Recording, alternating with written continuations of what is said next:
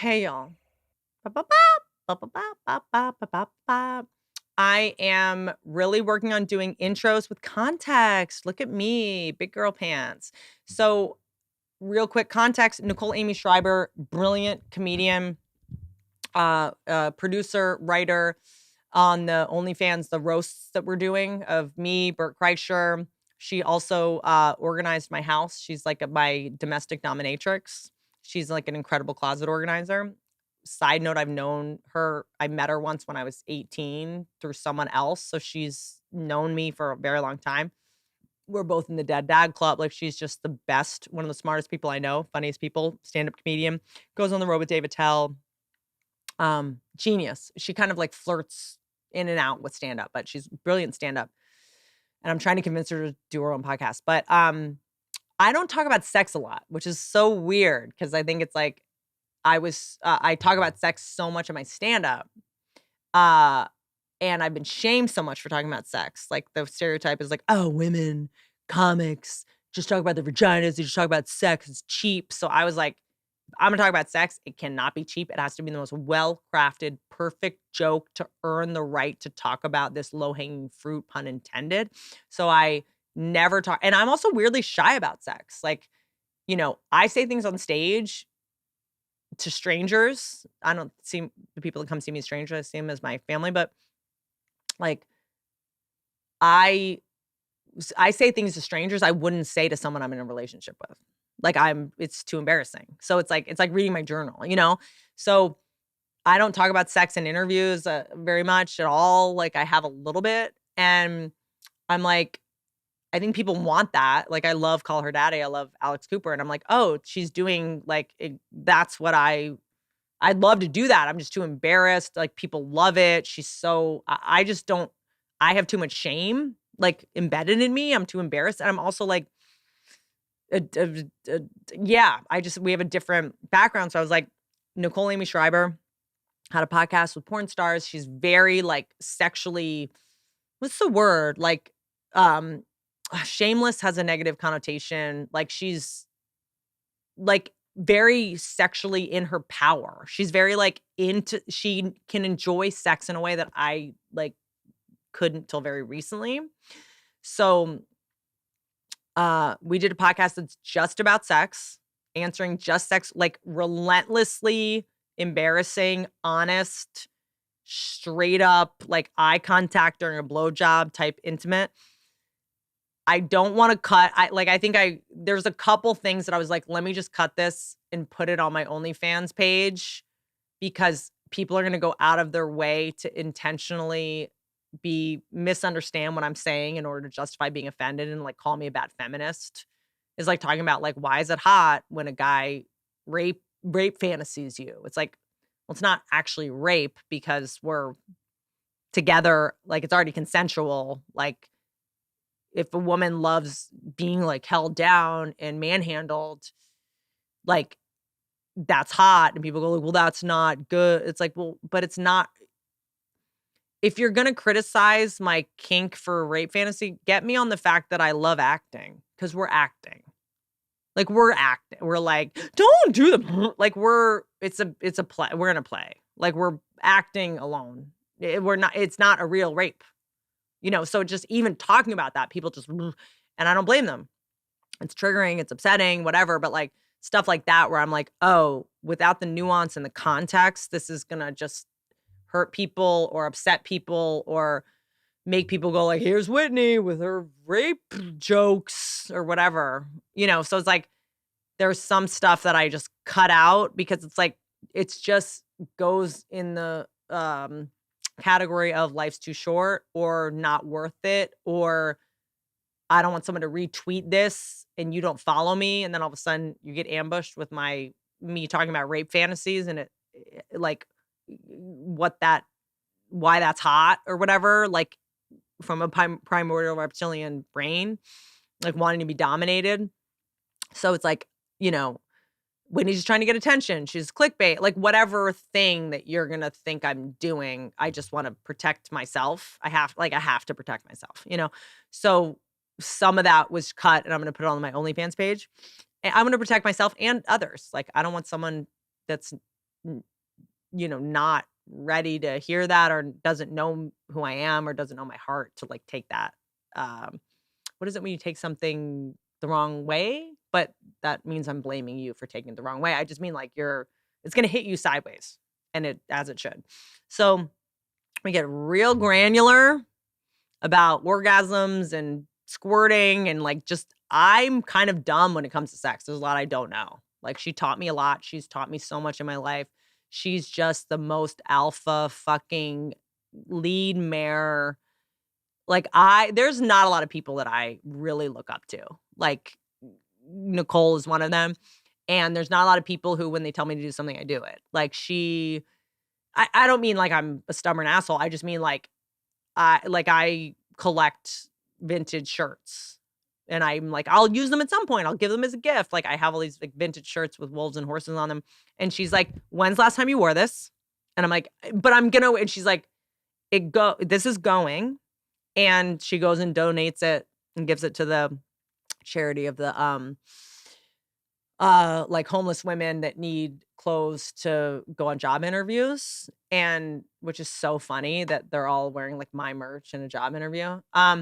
But like she's like calls me out on my shit in a way that I wish I want to be able to call myself out the way she calls me out. Like she's like nothing gets past her. I just love her so much. And I hope she starts a podcast. And I don't know. She's the greatest and you'll learn a lot. And this is like a great podcast for all your gal friends and all your guy friends, because we answer a lot of questions I think guys are confused about, because no one fucking tells men how to make women come. No one tells them. So they're going to porn to be like, what? Huh? So put her on a yoga ball? Like, it's like no one's telling. So I'm like, this is what works for me. This is how I do it. It takes this, it's like, so I think that it's, again, like in line of the kind of stuff I want to make content-wise is always like, I just want to make what I would have wished was available to me when I was 20. So like that's the spirit of this. Nicole Aimée Schreiber.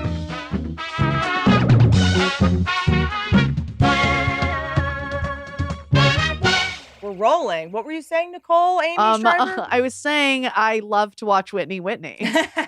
You Whitney so well. Before a podcast, I am a little busy bee. But you're always a busy bee. You're always just that, I've said it to you once before. You need to learn how to do nothing. That's the only thing you don't know how to do is nothing.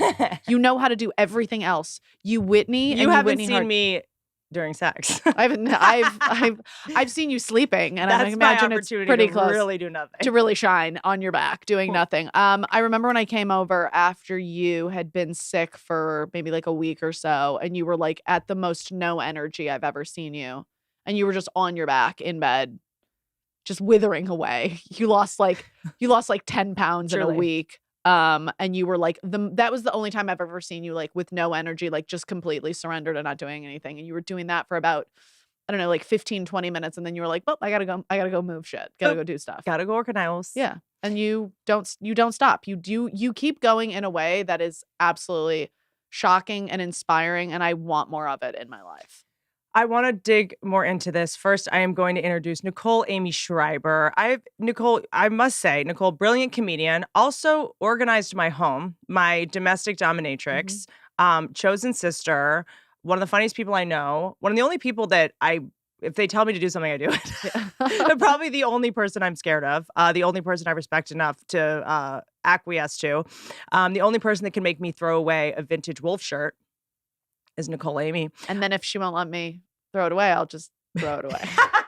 And I'll just buy a new one. Yeah, and then she trusts me. Every time I throw one away, like 20 pop up. It's like, when they say when you first shave your legs or don't shave your face. It's going to come back in thicker. That's what I try to shave Whitney's face all the time, and then she just grows in a complete beard. And I have to be honest with you, you're probably the only person that I have asked to be on this podcast, and you said no. The first time you just straight up said no. Yeah. I was just like, no, I just no. I mean, I wanted to say no this time too, but then I felt bad saying no twice, and the people pleaser part of me was just like, once is fine, 2 times is kind of rude, and I just didn't want to be rude. Because no one knows more about sex and life in general than Amy. I was going to say Nicole Aimée Schreiber. A lot of people do call you Amy. A lot of people call me Amy, and I don't know why. It is the absolute weirdest thing. But so many people call you that I start going like, oh, I know what they mean. So I'm like Amy or... Yeah. I answer to it. Now, that's how often it happens that I answer to it. Yeah, it's like me and Sarah Silverman. I just answer. And but you are one of the only people that I genuinely ask advice from. You're one of the only people that I like genuinely always want to talk about sex stuff with. And I figure, why not 3 years into this podcast, actually give people what they want, which is talking about sex. You never talk about sex? You know what's weird? You would think that would be this whole podcast, and I think I do, but for some reason, I'm like oddly shy about it publicly when I'm not on stage. Yeah. Isn't that weird? That is weird. I think people think of me as like this comic that like will say anything about sex, and she talks about sex on stage, but I really don't on the podcast very often. I'm kind of shy and weird about it. I'm like, I'm thinking back to the episodes that I've listened to, and like, yeah, I mean, a lot of the people you're interviewing aren't like super hypersexual people as well. True. That's true. But yeah, it's also like noon. Like Allison Bree's promoting, you know, her new show about the Holocaust. Yeah, and I'm like, so do you squirt? Yeah, like, do you like pegging? Yeah, you can't talk pegging at one. Yeah, you know? It's just like a little bit of it. I think also because I was told for so long, like female comic, all you do is talk about sex and you talk about your pussy and like that I kind of was like, oh, I don't want people to, you know, think I'm like leaning on that, or maybe people didn't like that before, but then I'm like, I'm getting slaughtered right now in the comment section on some of my clips on social media because I've been posting clips and the sex stuff does the best. So I'm like, I'm just going to post the sex jokes, but they do the best because people will start leaving horrible comments and then the algorithm bumps it up. What's wrong? They're just upset. No. Women can't talk about sex because you know, female comedians, all they do is talk about sex. And in this one joke, I never even said the word sex. Yeah. I can't even remember. I was talking about mom jeans and how they make your pussy look huge. Yes. And it's like, someone's like, I'm like, I never even said the word sex. And they're like, no, women all they do is talk about sexual things. I'm like, so if I just even mention a body part, that's just too much. All you do is think about sex when we're talking. Yeah. You know what I mean? Which is fine too. You know, I mean, we are holding a giant phallus up to our mouth. Yeah. And listen, there's nothing we're going to do. We could come in wearing a bag head to toe and a man will find a way to sexualize us. And it's also, as a female comic, it's like, maybe this goes for male comics too, but it's like, okay, you don't want me to talk about sex. You want me to talk about politics? Yeah. That's what you want my hot take on? You know what? Okay, I'm not going to talk about my pussy anymore. I'm going to start telling people how to vote. How about that? Here's my thing. It's like, okay, I have a very fun active sex life. Mm-hmm. You talk about what you know. And if you don't want to hear me talk about sex, that must mean you're not having sex or you're having bad sex. So it's making you uncomfortable that I'm having a very fulfilling part of my life that you don't have at all. You do have I like to think I'm pretty, what is the word when it comes to sex? Like, I don't think I get shame about it. Yeah. You know, I definitely, I didn't have shame until I became a comic. Yeah. Because then I got hyper aware of how much I talk about it. Because people are like, oh, you're leaning on the fact that you have a pussy and you're just talking about sex. And like, that's cheating and stuff like that. Which is like, if you think that even talking about sex on stage makes stand-up any easier. Oh, yeah. It makes it so much harder because you have to have twice as smart a joke. You have to be twice as alpha. It doesn't matter. But the point is, you know, you are one of the few people that I get a little bit shy around because you are, I think you're the person people think I am. Yeah. When it comes to sex. Probably, yeah. So you had a podcast about sex. We're going to answer all of your sex questions here shortly. This is the only, truly, I don't even go to WebMD about am I squirting from the right place. Yeah. Like I will literally just ask you. I'm your sexopedia. I had a podcast where I interviewed, it was called Love Her. And it was a podcast where I interviewed porn stars. Yeah? What did you learn? But it was specifically about fetish. Yes. Foot fetish. Okay. Because the company loveherfeet.com sponsored my podcast. Okay. So it was very much just interviewing porn stars who partake specifically in foot fetish porn. And what I learned is that a lot of the fans in foot fetish are huge assholes. I stopped it ultimately because it was too much. Well, let me ask you something, because isn't the fans of it, and by that you mean the male fans? The male fans, yeah. So isn't part of the foot fetish thing, not that I'm not pro being attracted to the parts of women's bodies that we think are the ugliest. Yeah. You know, I think there's something really like, you know, it's like we're running around trying to be thin for men, trying to be pretty for men, and they're just like, give me your athlete's foot. Yeah, I want your fucking callus. But isn't there something about that is people that like to be humiliated and denigrated, therefore they probably have such low self-esteem, therefore they're probably going to be assholes. 1,000%. So it's one of those things where it's like, you know, they'll say don't kink shame. But like part of the kink is the shame. Yep. So it's like, how can you not kink shame? It's like that. What if just being shamed for your kink is your kink? Yes. Like then you like, what am I going to deprive you of your kink? Which is why such a big part of like some of the like guys that have done, you know, let me think of a word that's good. Sorry, guys, I just woke up from a nap. Was in Sacramento for 4 days. Super tie. When a man I'm not talking about rape. I'm not talking about, you know, forced sexual assault. When a man in Hollywood or whatever business sort of shows their dick or whatever. Sometimes that kink is a woman going, ugh, gross. Yes. And then we cancel them publicly and we're like, oh, you're just giving him the biggest orgasm. Yeah, of the his biggest life. orgasm. All he wants is for you to make absolute shit out of him. And yeah, there are guys who want that. And it's like, then what do you do with that? Don't know. Then you can't just ignore it because it's a problem. But it's interesting. In the process of doing that entire podcast, like my love for women in porn and just sex workers in general it's endless. I mean, they are some of the most intelligent, fascinating women I have ever met. And now you're making shows for OnlyFans. And I mean, how much I love that you're making a show on OnlyFans is it has changed the lives of women around the world. Correct. In unbelievable ways. It has made women who had absolutely nothing, who had potentially a future just full of struggle. And by the way, even if like for a year just needed to temporarily get out of a bad relationship, teachers that their options are either going to school to teach elementary and maybe getting mowed down by a machine gun. They get to go on OnlyFans, make a little more money. Either way, they're getting shot in the face. Whether they're, you know, I mean, take a hot load or take a, you know, a hot machine gun load. Either way, you're taking a load. Yeah. And so it's just to see like, and to watch Hollywood be like, ugh, OnlyFans, and it's like, this has already paid more women than you pretend you're gonna pay women. Like this bullshit Hollywood where like, and we hire women and we give money to women and we're gonna redistribute the wealth. It's like, where is it? Yeah, where is it? You know, women are making so much more money on OnlyFans. The only woman I know who gives more jobs to women than OnlyFans is you. The writer's room for your roast was just like all women. I know every comedian and female comedian in Hollywood is on the same cycle. Yeah, on the same cycle. It was just us bleeding in a room together watching Whitney eat eggs and cheese. It was pretty much. I love being in a room with 10 female comedians. Like no shit slides. Like not one thing slides. It's great. And when I'm in the writer's room, I get very feral and I get very I really try to conserve my mental energy and avoid decision fatigue. So I remember there was hard-boiled eggs in the fridge, and I took out the eggs and I started putting cream cheese on them with my fingers and just eating them like a snake.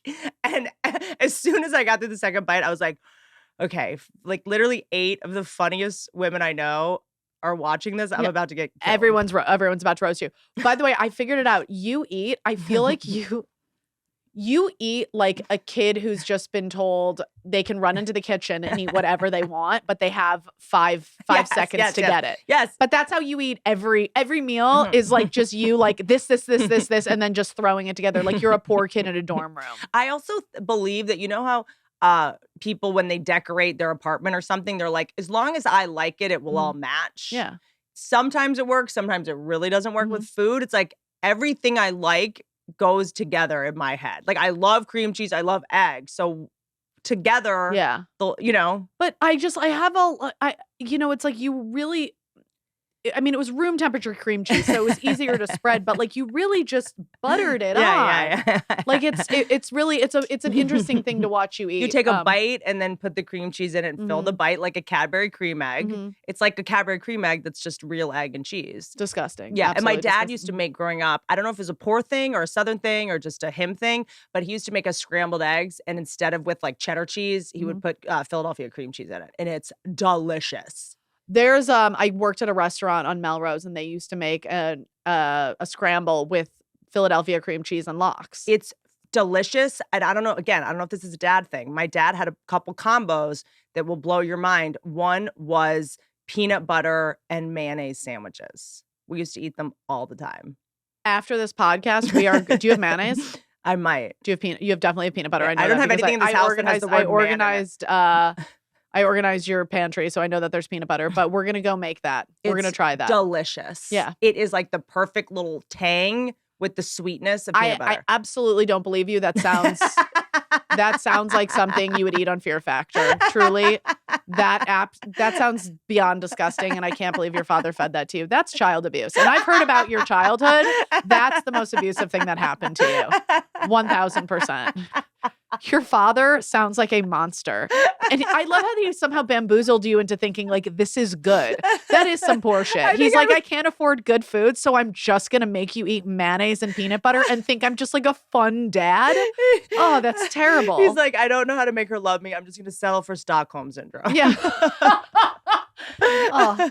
It's all about everything my dad said. He would feed me food, tell me to do something, and the reason was always it builds character. And I always went with it. I never challenged it one time. You know, the episode you just did with Diablo Cody, you were talking about how your dad would like wake you up in the middle of the night and like make you take a quiz. Oh, yeah. I was listening to that and I was like, her dad fully prepared her for like some sort of mental war in life. That I ended up being drafted to. You were drafted to, and you killed it. You went, whatever this war is, like, your father truly did. If that is how he helped establish like a work ethic and like to be ready for anything at any point, like, I mean, you said it, you know, a lot of therapists are like, this was really bad, Whitney. And I'm like listening to it. I was like, it's not that. I don't know. I don't know. There's no other explanation for my career. There's except that. I mean, it is unbelievable to watch. No one I have ever met in Hollywood works harder than you. Not one fucking person, not even fucking close. You know what my dad, it's interesting because, you know, we have a lot of I'm going to try to say this delicately. We have a lot of guy friends, you know, whether it's male comics, just, you know, people in our lives who pull a lot of chicks, get a lot of strange. They're very charismatic. A lot of strange. And they're just axe wound hoarders.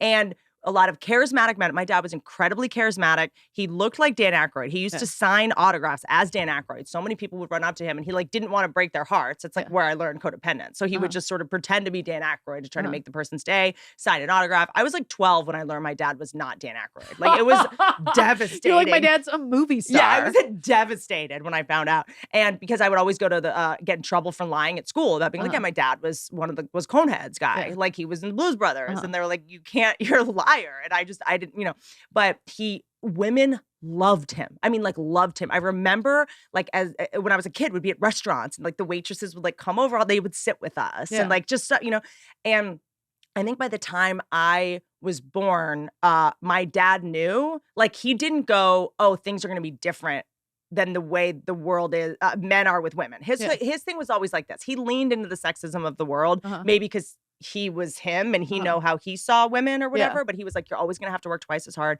to get half as far. It's never going to be fair. He always said life's not fair. He goes, so yes, you can memorize all the answers to all these questions, but what if you're hungry? What if you don't get food? What if there's a flood? What if, you know, the person next to you You've got to be able to work when you're on your heels. Totally. So that was his whole thing. He was like, it's not good enough to be able to do this under perfect circumstances. You have to be able to do it with curveballs. I mean, it's kind of brilliant. And he's like, you're going to have to be twice as good because you're a girl. He like drilled that into me.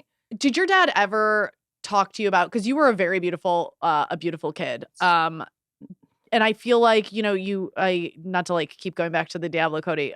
By the way, it was literally one of my favorite episodes ever. That was a good episode, right? Really good. I mean, she's a great interview. I'm very starstruck by her. I was very nervous. She's phenomenal. But you were talking about like being, you know, sexualized as a Catholic schoolgirl. Right. And, you know, I knew you when you were in high school and like you were. Nicole's known me longer than literally anyone. Yeah. She actually is the age she said she is. I know. I'm as surprised as you are. I know. Trust me. That is the one thing. Anytime I say that I've known you since you were 17, people are like, is she really? I'm like, yes, she really is. Why is this every single time? It's the only thing people want to know. But you know, you were like crazy pretty when you were younger. That's really nice.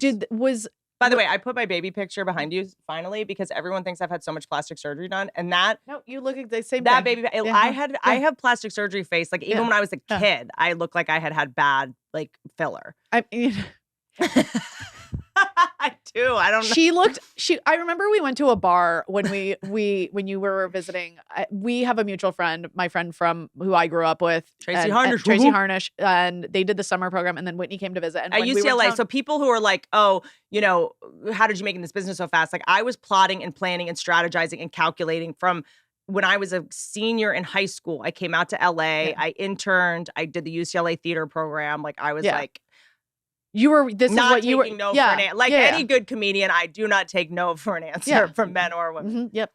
But so you did that program and then you came to visit that summer. But I remember we went to a bar and I remember everybody had fake ID. And I knew someone at the bar, so we didn't need fake ID, or I can't even remember. But everybody was getting carded at some point. And then really quick micromanage Whitney. Is she blocking her face with her hand, her beautiful face with her beautiful hand? Occasionally. Oh, sorry. No, don't. Just like here. Okay. Like here. So I remember you didn't get carded. Oh, like people always thought I was 15 years older than I was. But you had like just a mature face and you just carried yourself in a mature way. I don't even remember you being that funny. Like I remember you being funny. I remember you being a good hang, but you were like a very like serious very. Like pulled together. Like it was shocking to me because Tracy was a hurricane of a human. Yeah. I was also that way. And you were just like very poised, very like put together. And it's like, was that like a trauma response from did your dad teach you to be that way? Like, where did you learn to be like such a together, like young lady? Like, it was shocking to me. Dude, it's adult child of alcoholic 101. Yeah. It's like when you have alcoholism in your house and people are preoccupied with their addictions or they're passed out early because they've been drinking or whatever. It's like you just have to become precocious because you have to just take care of yourself. Like, I didn't know any different. Like, I was like packing my own school lunches. When I was in 3rd grade, I was making myself dinner. It was like, wild. Yeah, it's like stuff like that where I didn't know it was any different, you know, like it's when you're when you think you live in a mansion until you go to a friend's house, or you think maybe that's why you're such a weird eater, because there was never an adult around to teach you how to eat. No, so you were just left to your own devices, and that's all you ever learned. I would like improvise. I was making like a healthy remember the healthy choice meals you would microwave? I was like making my own. I would just have to improvise with whatever was in the house, and something I didn't learn until very recently. And I just did an episode of that show Physical on Apple, which is sort of about women in the 80s that had these eating disorders and the height of exercise. And, you know, my mom, you know, was in fashion and she was incredibly thin. She was 100 pounds. We would have in the wine and artichokes. That's all we had in the fridge. I thought that was normal, you know? So it's like, you just, and then I was modeling at a young age where you kind of just have to sort of, in order to get the job that you want or that you need, because you need money. I remember I would have to kind of just like act older than I was in order to get a maternity catalog job. You know, you kind of just try to act a little bit older.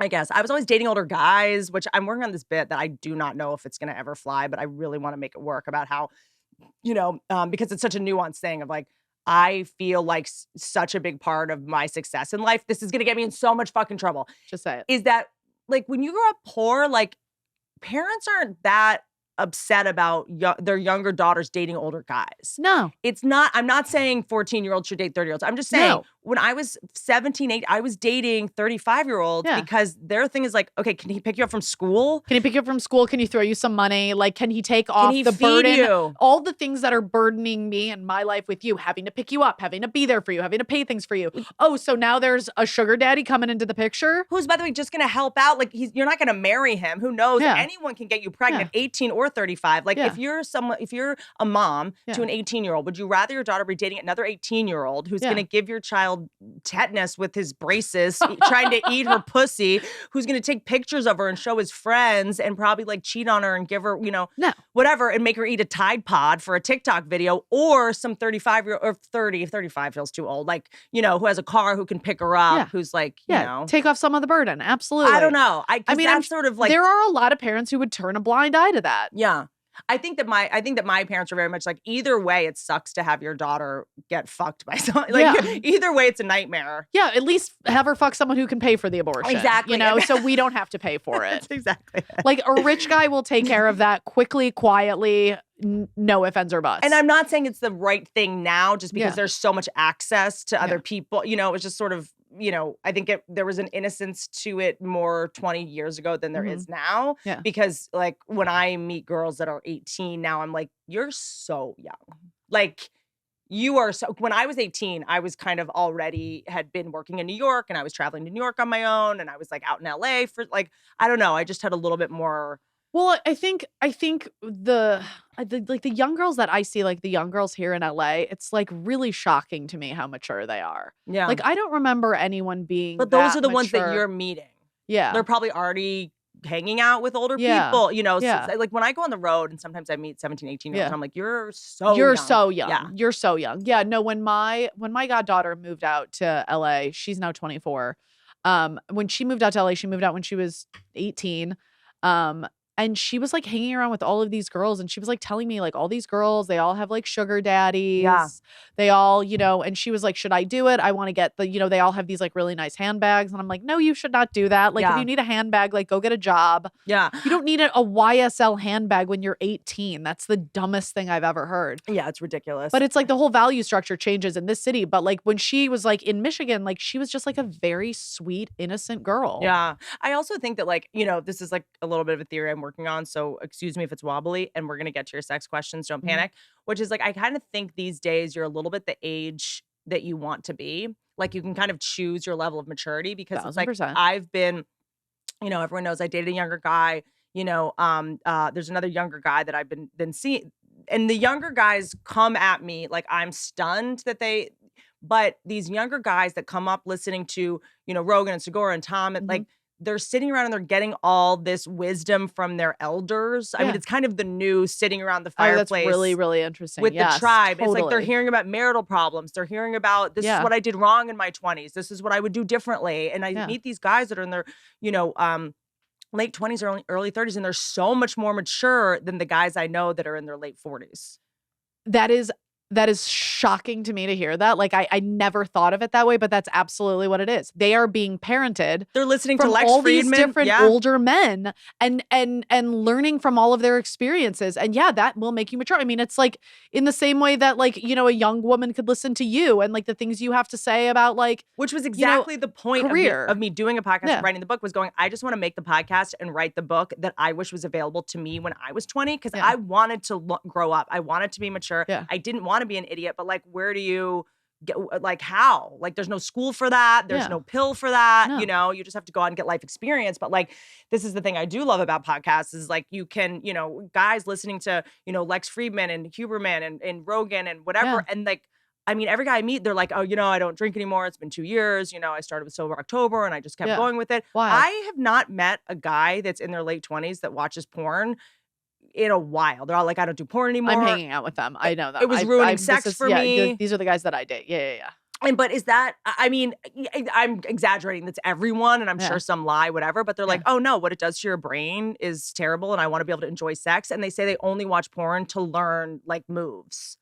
I mean, I've really never spoken to that many guys about porn and what they know.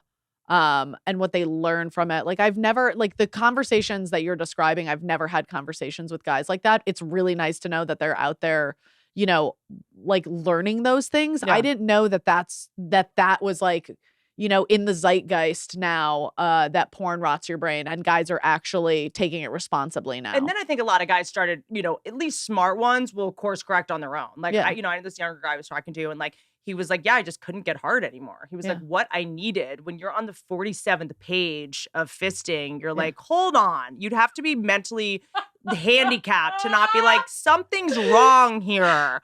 You know, I think guys' biggest fear is being with a woman and his dick not working. So like, if I can't get my dick hard off of this like triple pen MILF, you know, step brother family reunion or whatever, what's going to happen when I'm with a girl who's just naked? What if I Did can't you get know, it up? by the way, sidebar, did you know that during the pandemic, incest porn, like stepbrother, stepsister porn that was the biggest searched category. That was the most popular form of porn during the pandemic. Okay. So basically everybody was just sitting around at home looking at their families Being like, and then going is this a online being like watching people fucking their families. Well, it is weirdly erotic to see people in masks. Yeah. Also, there's, but I think that's like about like incest. This might be our only option. What if we never get out of here? Yeah. What if we never got out of here? I'd fuck my stepmom. Absolutely. Yeah. I mean, if left to our own devices, we'd all be fucking everybody. I want to ask more about that because first of all, there's something hilarious about right now. And I don't know why. Maybe it's because I'm just like, when I was at my ostensible hottest, let's say like whatever, even if it's socially constructed. I think, by the way, you and I look better than we've ever looked. I think we look great. I think we're the hottest we've ever been. But when you're in your 20s, that's when people like, that's your, your tight skin years, whatever. And of course, that's when we think we're our hottest, but we hate ourselves the least. Who cares? But the point being, hold on, where was I going with that? Oh, I think there was something around that where I'm like, okay, I'm obsessed with my appearance. I had all these eating disorders. I thought I had to be perfect. I thought my tits had to be perfect. My pussy had to be shaved perfectly, whatever. And then as I get older now, I thought like, okay, in the back of my mind, like when I turn 40, I'll at least be like on the bench. Like I'll at least be like, not have to deal with like male attention anymore, trying to get guys to think I'm hot, trying to whatever. And I feel like it's totally opposite. I feel like we got younger guys now. Well, first of all, MILF porn is #1 search shit. Totally. Yeah. So I'm like, you're telling me I'm just getting hotter as I get older? This is exhausting. I More guys hit on me now than ever have. Well, I think younger guys also are more confident than when we were younger. Yeah. Like, I think younger guys have this crazy level of confidence that is just astounding to me. I think younger guys like older women. Well, I think everybody has mommy and daddy issues. Yes. And it's just like, they're going to figure that shit out with us. I'm big mommy energy. Marilyn Reichgub, younger dudes, all up in her business too. And it's like, my problem is I'm just not into younger guys. Like I definitely have like my daddy issues go in the direction of like, I want to be with an older guy. But I think that I want to be with an older guy. That's always been my thing, but maybe it's just of living in LA. Older guys don't always mean more mature. Older guys don't always mean shit. I just want shit together. I don't care how old you are. I want you to, what's hot to me is you having your shit together. Yes. But older guys in LA are different than older guys in other cities. Yeah. Older guys in LA, like it's like I don't and New York, we cannot leave out the tools of New York. The tools of New York and the tools of LA. The men in New York have this Peter Pan shit of like, I'm 55, I'm still wearing a hoodie and a Patagonia vest to work, and I'm still going to date NYU students, even though I'm going to give them the worst dick of their life. The worst dick of their life. Like absolutely unequivocally. Like the only way those dudes are getting hard is from a fucking truckload of Viagra and they're all on testosterone. They just watch American Psycho. The scene where Christian, he's looking at himself in the mirror. That's what he jerks off to every night and then goes out and fucks chicks and thinks about that scene and not even the chick. It is dating right now. It's so weird for me right now. How do you start? Is it app, Hinge? Apps, Hinge, Raya. I hate Bumble. Like, shut the fuck up. I'm not talking to the guy first. No, you talk. I showed up with the vagina. The man has to talk first. These are the rules. I know Bumble works for a lot of people. That's Godspeed. I'm glad. I need such an intense alpha that if I initiate, I will just never get wet. Ever. Never. I will never have respect for the whole situation. Like, just say fucking hello. Can't do it. Just something. Just say the bare minimum. But what you were saying about like being an alpha, like I think being an alpha, we are alphas in our career every day. Yeah. Like we are alphaing, doing our own thing. And it's just like, we've also been, you've had relationships along the way. I've had relationships along the way. But for the most part, like we've just been taking care of ourselves. Yes. We don't need someone to rescue us. We don't need someone to, you have the house on the hill. You own it. Like, right. It's like you don't need someone, but you need a man to show up in the only way a man can show up is just say fucking hello. Yep. Make a fucking effort. Like that is the bare minimum I could ask of you as a man. And by the way, it's not about like contributing financially. It's not about that kind of stuff. I think it's about, Kevin Christie said this once, and it was the hottest thing I've ever heard. He is one of my best platonic guy friends, but he goes, it is a man's job to be useful. And I know that probably sounds to a lot of people like it's a woman's job to be in the kitchen. It's a woman's job to carry children, whatever. But I think that like, he just put it in a way that helped me understand, because I had become so independent that I was not making space for the type of man that I wanted, which is a man that is useful, because I didn't come off like I needed anything. So I was actually attracting men that needed mommy, when in reality I needed daddy. And this is why that book, that I know it's such a toxic title, it's so fucking backwards, but it works, which is the book Getting To I Do, which the whole conceit of it is like, someone has to be the masculine and someone has to be the feminine. We can't fluctuate back and forth to masculine and feminine because there's no way to choreograph it. So it's like someone has to be the giver and someone has to be the receiver. And in my personal life, I am so wildly tradition and submissive when I'm just like, literally wrap me in duct tape and hang me from the deck as you're cleaning the gutters. And By the way, the guy that you're seeing right now is taking notes. He's like, duct tape, gutters. String her up. Like, how much does Whitney weigh? I got a pulley for that. Perfect. Like, and I am the kind of person that by the time I ask you to do something, I think I could have just done it, which means I don't. So then I don't allow the man to even be the alpha, because I'm like, by the time, and I'm going to be a shrill cunt if I ask you and I feel like I'm being bossy. And I've had guys before be like, I'm not your assistant. Why are you treating me like that? So I feel embarrassed in that. But it's like basic stuff, but you have to let him do it for you. And the guys that I can really date are the ones where I'm like, oh, I got it. And he goes, no, you don't. You know what I mean? The ones that don't, because I'll pick up the bag, I'll open the door myself. He'll go, no, I got it. And I'll go, I got it. And I'll go, I got it. Yeah. I need someone to kind of push back. You need someone to out alpha you. Yes. And listen, like I love that you can do, it's not that you can't, like when you're saying I got it, you do got it. But don't let me emasculate you. Yeah. You have to. Don't let me emasculate you. And it's also like, it's like, you and I talked about this a few months ago where we were talking about like, who are you going to date? Like, who the fuck are you going to date? Like, you swing such a big fucking clit. Like you swing the biggest fucking clit. Like, but you also know me and you also know I'm just like, I also know that you're like a huge softie and you just need someone. I think that's one of the reasons why you like it when I alpha you is just because you're just like, oh, finally, I don't have to be the most competent person in the room. I don't have to be the person who's doing everything and executing and making everything happen. And I think, can we talk about the guy that you're seeing? I mean.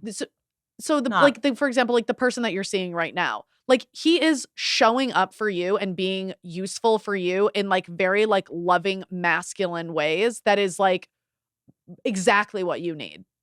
Like it's such a huge thing for you to watch you kind of like relinquish control and let someone do something for you. But you know what else? There's a difference between someone doing something for you because they think they have to be with you and someone that truly gets off on it.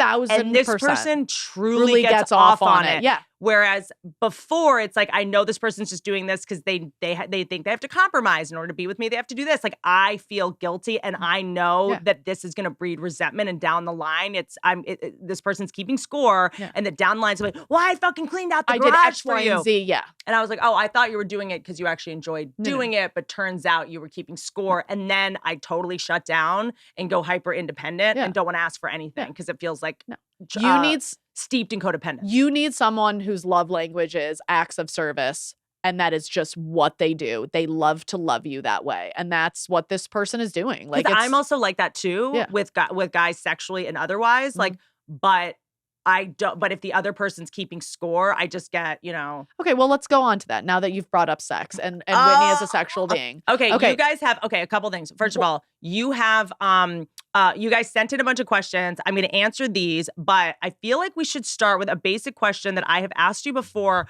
I am still confused about orgasms. Like I've had an orgasm very few times from a wiener in my vagina that just is hitting a part where, and it fucked up my L4 permanently. Yeah. I mean, I had to be on top in a chair. It was the only way I can do it. It happened like twice. Wait a minute. I'm sorry. On top in a chair? Were you fucking in a birthing chair? What do you mean on top in a chair? Like he was sitting on a chair. I had to straddle him. And like, it was degrading how By the way, I just proposed a scenario of fucking in a birthing chair, and I'm just like, oh my God, that would be really fucking hot. We have a friend who has a bed that's one of those medical beds with stirrups, and you can use a remote to move it up and down, and she moves her undercarriage and her boyfriend just fucks her in it.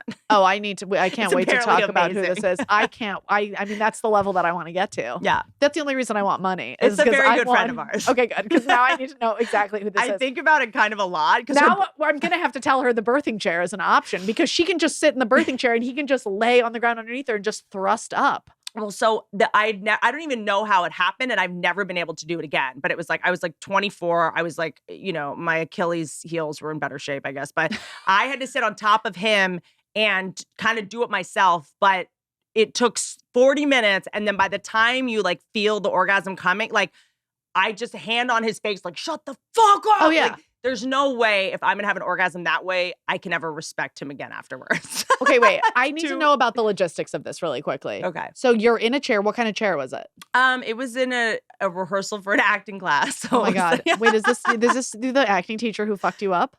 Yes, this was the acting teacher that tried to convince me I was molested more than I was even molested. Oh my God. That one? No. By the way, I love the fact that there's so many, so many acting teachers. I'm like, how many predatory acting teachers are there? Like, all of them.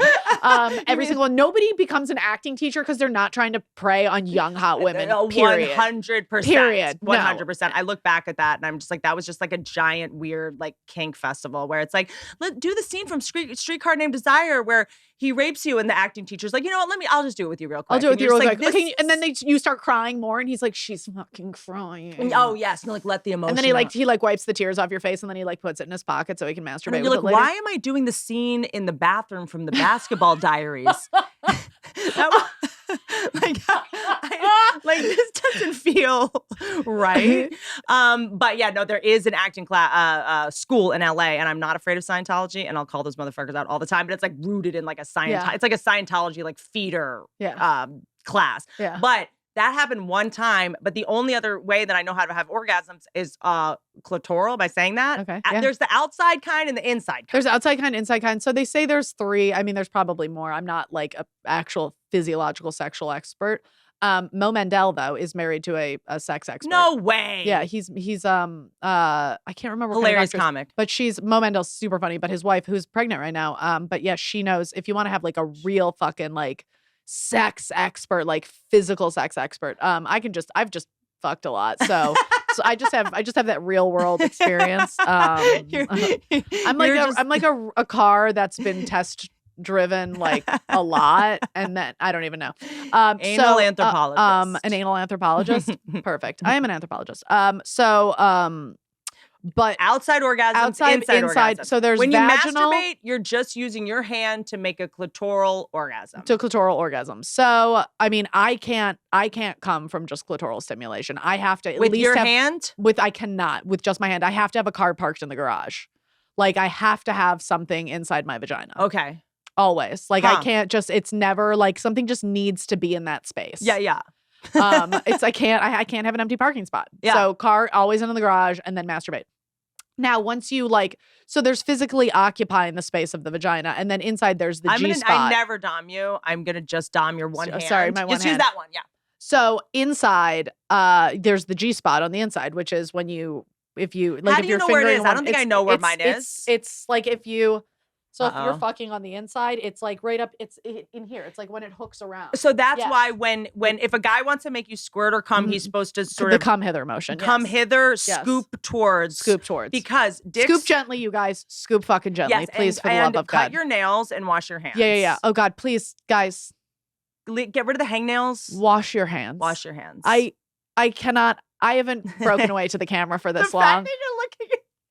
Guys, wash your hands, please, for the love of God. Don't come near us with your filthy. And if you think like, oh, I washed them earlier, I don't care. No. You wash your hands and then you come touch my pussy. That's the only time you get to touch my pussy is once you've washed your hands. There's nothing hotter to me than a guy, you're hooking up, kissing. He'll push you on the bed and you're like, get over here. What are you doing? He goes to the bathroom, washes his hands while he's looking at you. To let you know, like I got these you. Digitalis are clean. Because otherwise, you're going to lose. Because all I'm thinking about is, I don't want to ask him to wash his hands, then I'm going to be being dominant and I just want to be submissive. And then I don't want him to think that I have a weird, dirty pussy that gets UTIs. And then the entire time I'm going to be thinking about getting a UTI. I'm not going to be able to focus. And then as soon as sex is over, I'm going to fucking run and try to pee as quickly as possible. Also, wash your mouth out before you go down on us. I'm not saying come like with like Listerine breath, like come right to my pussy. Like just give that mouth a little rinse-a-roo before you like go down there, because your mouth is also a bacteria pit. Correct. Like there's just so many. Listen, I know sex is gross and dirty, and like that's how I like it. But like also like wash your hands. The and wash more your mouth. you just wash your hands before, the dirtier it can be. And also, you never get to go from tushy. If you're gonna go to tushy, ATM, you're at tushy. You can't go. What do we say? A to P, ass to pussy. You can't go. You go pussy to ass. If once you go to ass, that's it. It's only if you're in porn can you do the back and forth, because those girls have cleaned their assholes out like a whistle. Oh, got it. That's pretty much it. And also, those girls are getting paid a lot of money to have BV. So totally, and they probably have like a game plan. They've got they've dealt with it like a million times. Or they're tricycling standing by. Yes, they are pussy pros. Hey y'all. So as my personal experience of moving through the world and, supporting family members in their medical needs, I really found myself being like, well, just get on ZocDoc. This is true. I have a lot of family members that didn't have health insurance, now kind of whatever, that are having health problems. My family is getting older. And they're like, well, I'm like, you need to go to a doctor, get that checked out. And they're like, well, I have to call. I'm like, ZocDoc. They're a sponsor on my podcast. I'm telling you, this is a genius app.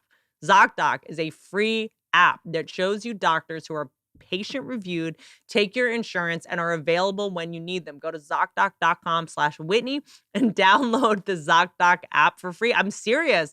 For your family members that are like, their big excuse is like, I don't know, I have to go to a doctor, and what if they don't take it? Like, ZocDoc, it's actually a life hack.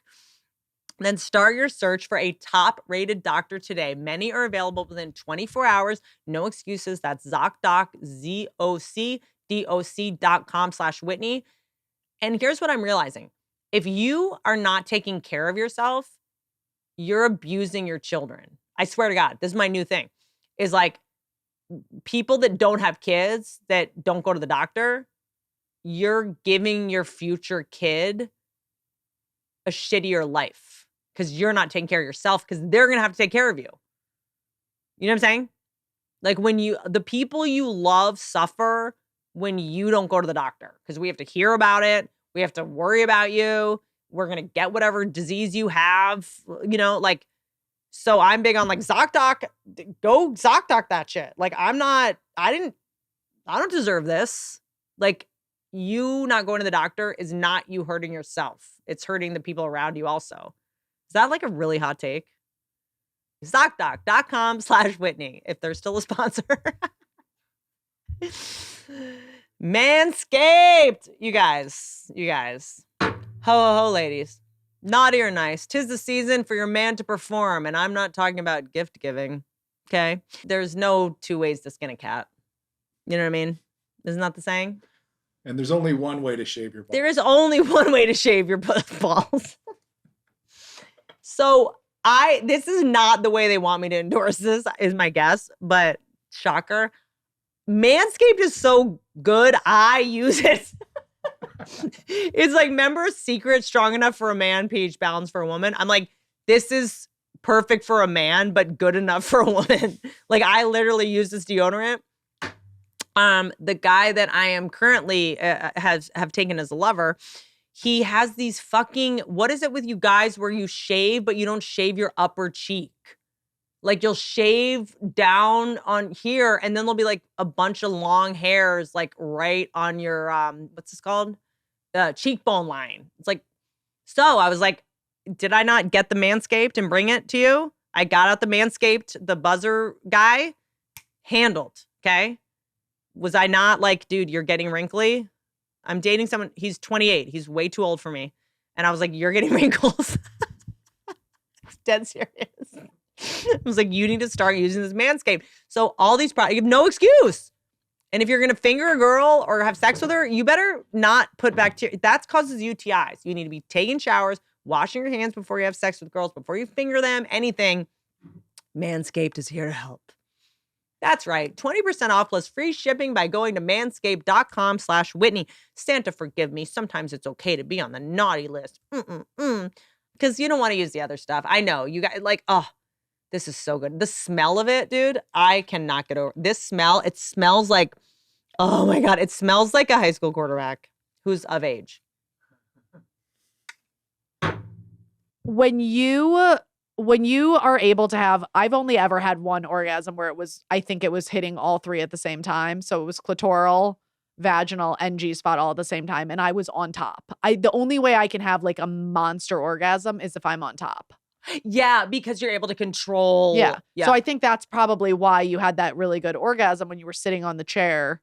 And you know what else about that? I look back at that time and I'm like, how come I could never do that again? Yeah. I was like 25. I didn't, what's the word? It was someone that was like, like my first kind of boyfriend when I was younger. I wasn't insecure about my body. I didn't have self-doubt yet. Yeah. There wasn't a comment section yet. The world hadn't beat you down. Yes. And I was like, I was actually like inhaling and exhaling. And I didn't think he was gonna think I was broken or weird for taking too long. I wasn't worried about wasting his time. And then I learned later, like, oh, I started being attracted to these guys that, I had to audition for their approval. I was insecure in the relationship. So I thought I had to just fake an orgasm, and I didn't think I could like look ugly or I wanted it to just look effortless for their ego. Yeah.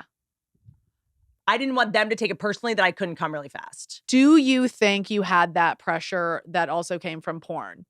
Like watching the way women have orgasms in porn? Because I think that fucked me up for a while. Yeah. Because it's like you watch these women who are like beautiful and flawless and like all the right light and like, all the right tone. And it's like, everything is like, flawless in porn. And the way, because it's edited, you don't see all like the weird, like awkward movements in betweens. You don't watch them switching positions, and it's weird. Like sex is clumsy. Like it's very awkward. We're both like giraffe women too. We're very limmy. Like going from position to position with us is like, sorry, I might like fucking elbow you in the eye. That's like you gotta have music. To me, number one sex thing is music. Okay, what kind of music do you like to fuck to? Okay, so I've got.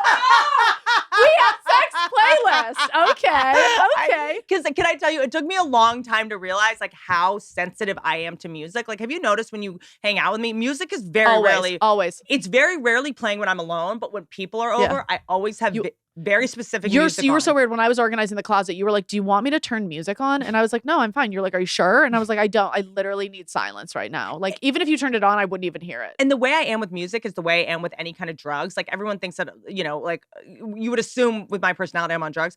But like, I'm very specific about saving things so that they're as effective as possible when I use them. So I'm like, I'm not going to do the ketamine therapy, the drip, heroin. I'm saving it for when my dogs die. Because I want it to work really well when I need it. She says this all the time, by the way. This is a whole thing. This isn't a bit. This is what she says in real life. I'm dead serious. And by the way, I think that knowing you and knowing your relation to your dogs, please, for the love of God, save the ketamine for when they die, because I don't know what I'm gonna do. I'm such a perfectionist too, and I'm like, it's like, people like eating disorders a lot of times go hand in hand with drug use and alcohol abuse, but it's hard to delineate what's what because a lot of times, people that drink a lot, they don't eat because they want the alcohol to hit as hard as possible.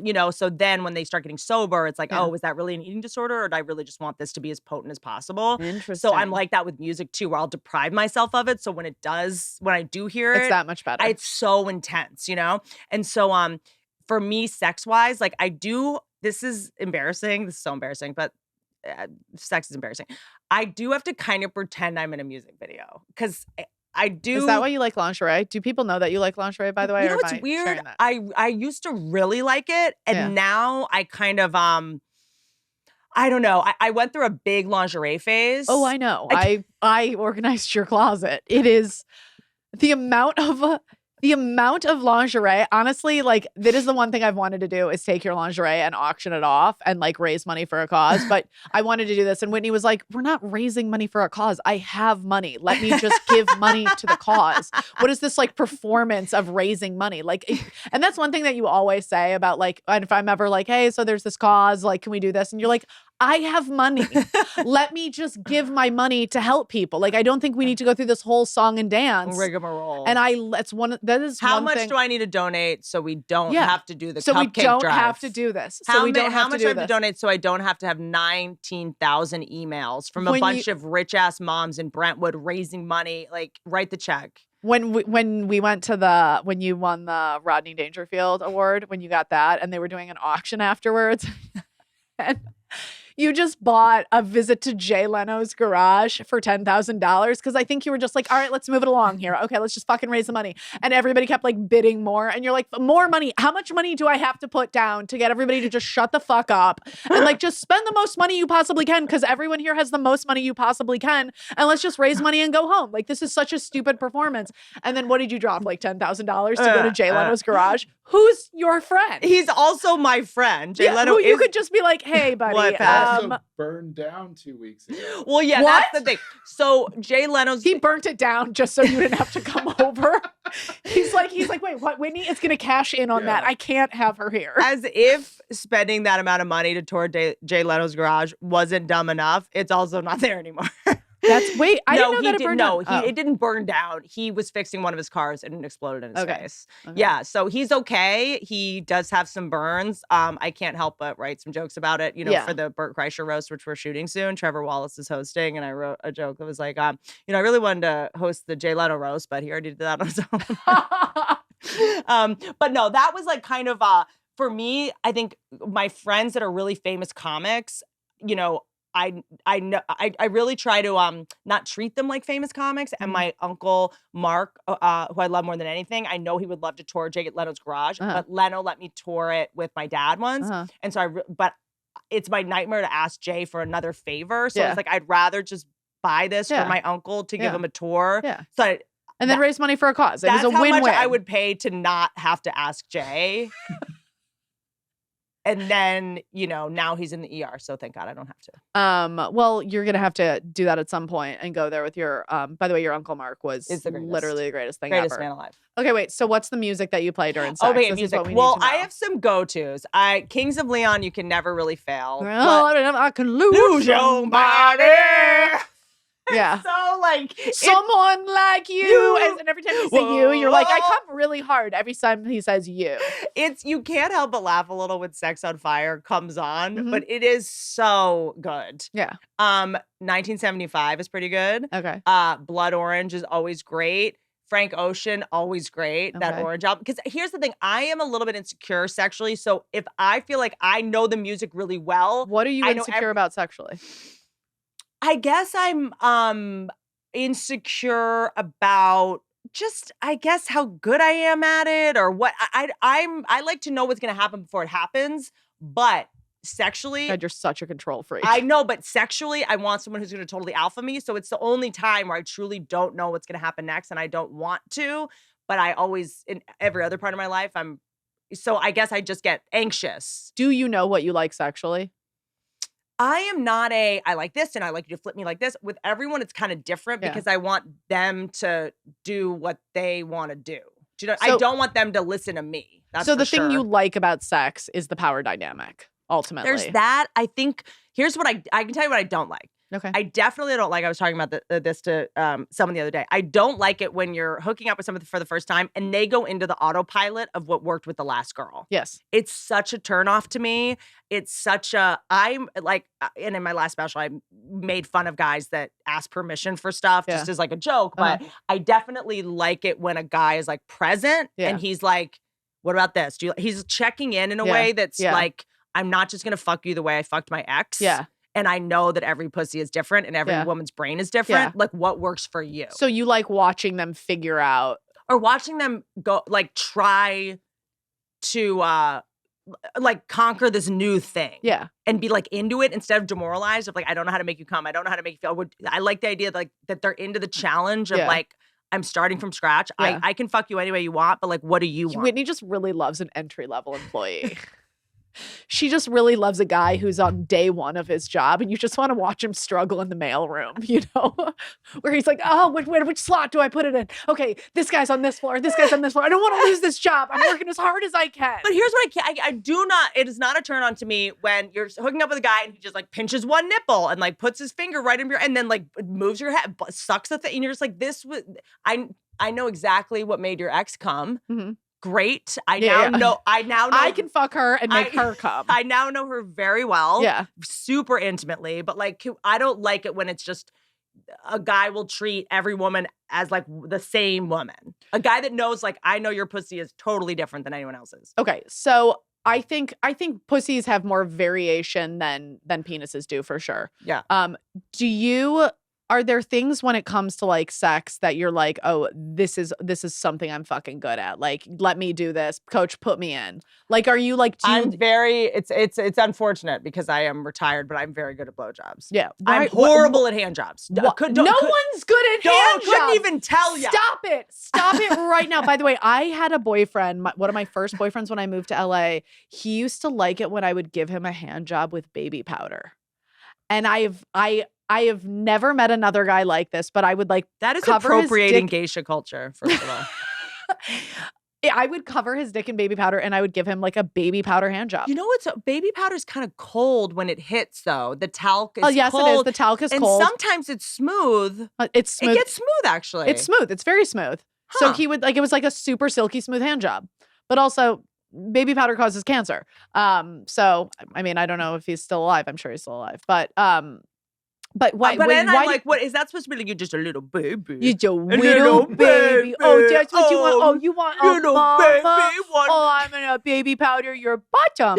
By the way, baby powdering balls. By all means, baby powder your balls. Oh yeah, more, guys. Great. But wait, why are you saying? Yeah, I'm great at blowjobs. Hand jobs, I'm really good. This is very recent that I have entered into the shameless oil body oil with a pump on the side of the bed, lube standing by phase, because I always thought that lube was like, you're basically like admitting I can't get wet or you're not hot to me. Like I just go for it right away because it takes off the like, am I wet enough? Am I not going to get wet enough? And then that sort of like brain paralysis. Also, that the wetness the artificial wetness, like it begets real wetness. Like 100. Like just get that out of the way. That's totally fine. But oil, like oil by the bed pump, hand job with oil for a minute, I'll totally do. But I have a lot of rings and I'm not taking them off. Yeah. I don't need you to get tetanus from my horse ring. But there are some guys who do like that it's the pain as pleasure kind of thing. But you want to know, you don't want it to be like some. You're not, but I mean, just as long as it's not the stabby portion of your ring, but like just that extra ribbing of the ring. Oh, I bet. There are guys who like that. But why have you retired from giving blowjobs? Because to me, but it's weird. Blowjobs have always been way more intimate to me than sex. I think blowjobs are way more intimate than sex. I'll have sex. Before I'll have sex before I'll give a blowjob. Mm-hmm. And what do you think is easier to make a guy come, from sex or a blowjob? Like if I was like, Winnie, you get in that fucking game. You have to make this guy come as fast as you fucking can. Which move are you gonna pull? The pussy or the face? I'm your stunt pussy. I would like to phone a friend. Yeah, I'll phone a friend on this one, Alex. I guess I might be a little rusty. I think I know exactly what to do in a blowjob. Mm-hmm. It's less about the action of it and more about the being able to know how to gag really well. Yeah. And gag really hard. Bleh. And then, sorry, guys. I mean, this is what this episode is. Yeah, this was what this episode is. Okay, this is Alex Cooper, #1 podcast. Okay, we're doing this now. Yeah. If people want to hear about it, let's go. I mean, let's do this. Yeah. So gagging on it and then pulling up and letting the spit, like stringy spit. Spit down on it. You got to nail it, though. You can't miss it, because then I'll get demoralized. Yeah. And then you'll be like, God, what am I? You got to get it. And then you just have to fucking, milk the cow. And usually that'll do it. And now that I have like fake tits now, I know how to just make them jiggle. And then I'll do it kind of between my tits. Okay. A little bit. All right. I like all this. So you've retired from doing that. And then also, I'm sorry, but I am a spit in my mouth type of bitch. Spit in. I'm a spit in my mouth. I'm I'm my face. absolutely spit If in my I face. know we're close, if I know we're close and I've got to be somewhere, I got a Zoom call in 20. Yeah. It's spit in my face, spit in my mouth, and then I'll let it come up. And dribble. And just a disgusting mess. But by the way, someone spitting in your face is the ultimate. You are the alpha. So I think that's why you like it. If I tell a guy to spit in my face? If a guy spits in your face, that is him. That is an ultimate, he's alphaing you. That's I love it. Yeah, love it. I'm very into it. Love it. Totally. So if you say, spit in my mouth. I'm not going to tell you to do it. You just fucking do it. Yeah. I need a little heads up. Just don't do it so early. Yeah. Do it at a time where we're in the home stretch. Yeah. So that I don't have to cause sometimes I'll spit in your face and then it'll just get a little yolk like here. And then you have to like kind of, then I'm like all pirate eye. And now I'm kind of like trying to pretend it's not in my eye. And then I have to sort of casually, like as we turn around this, and then I'm like, we're back. Like it's just, don't either nail it or hold till right before the finish line. If a guy is coming on your face, how are you about with coming on the face? You know what? There was one, by the way, one of the questions somebody asked is, as long as you're fine with missing and me laughing at you. Yes. Okay. So that's the thing. Do you think it's funny if a guy, because it's like, when it comes to coming, some guys are shooters, some guys are dribblers. Yeah. For me, it just looks like a little baby drool. And, it's like for the guys who are dribblers, I feel bad for them. They never get to do like a good money shot. Well, it's just them like Jackson Pollocking it on your face. Isn't that more though, that if they've jerked off recently or they haven't like practiced holding it up so that it'll have more torque? Some guy, it's the pressure of it, I think is called. I think if you jerk off too much, it'll dribble. I think it's called turgor pressure.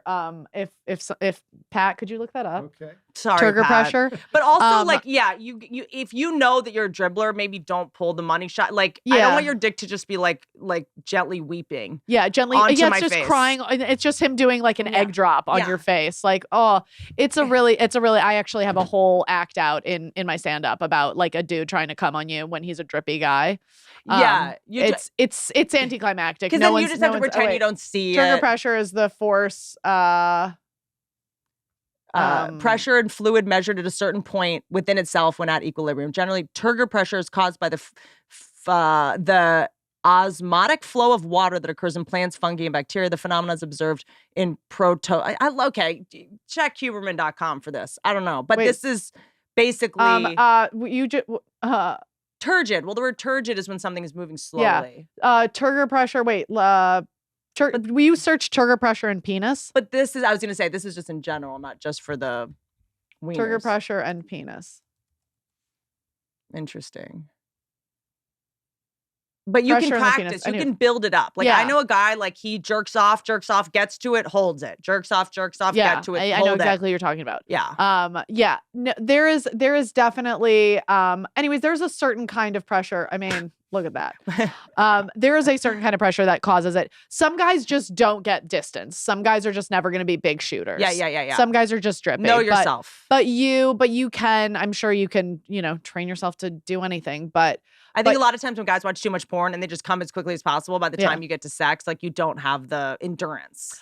The guy who I was just seeing would like if he knew we were going to be having sex, like he wouldn't jerk off at all. Like if he knew even like days out, he would like, it was like, and there's this part of me that was just like, he's saving his jizz for me.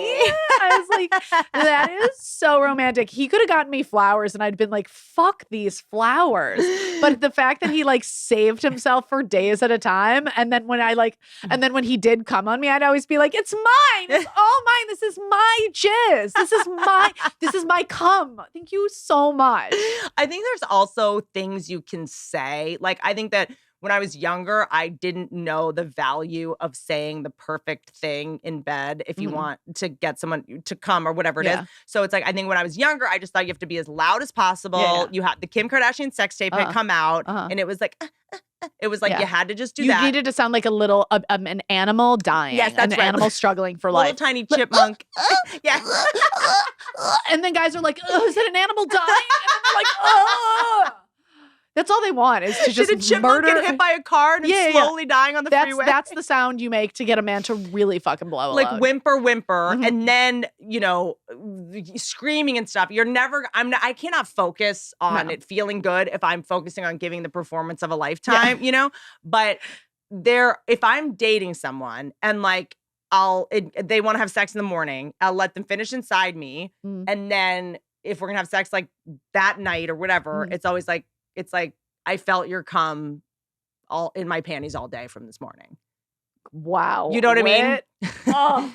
So you do, or you send a text. You're poetic. It's just like, I was thinking about you all day because you say it in a way that's not like the clam chowder crystallized in my Hanes granny panties. You have to just say it in a way that is sort of somewhat sexy.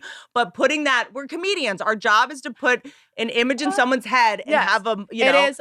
Men are visual creatures. As long as you just create an image, there is if you can do that for them, because they're already, if you're saying it while you're in the bedroom, they're already fucking you. So they're already getting a great visual. If you just add a layer to that, where they're like, oh my God, not only am I dominating her in this moment, but I've been dominating her in moments throughout the day. Yes. So I've been occupying rent-free in her brain for the day. Yes. Ugh. Yes. Yeah. And just the idea that and the little things like that, like knowing, and it made me realize so few women kind of do it, because I think that talking in bed is very awkward. I'm not a chatty Cathy in bed, to be honest, but very surprising. But it's very surprising that you're not calling shots in bed. By the way, the fact that you don't have your phone on you while you're eating.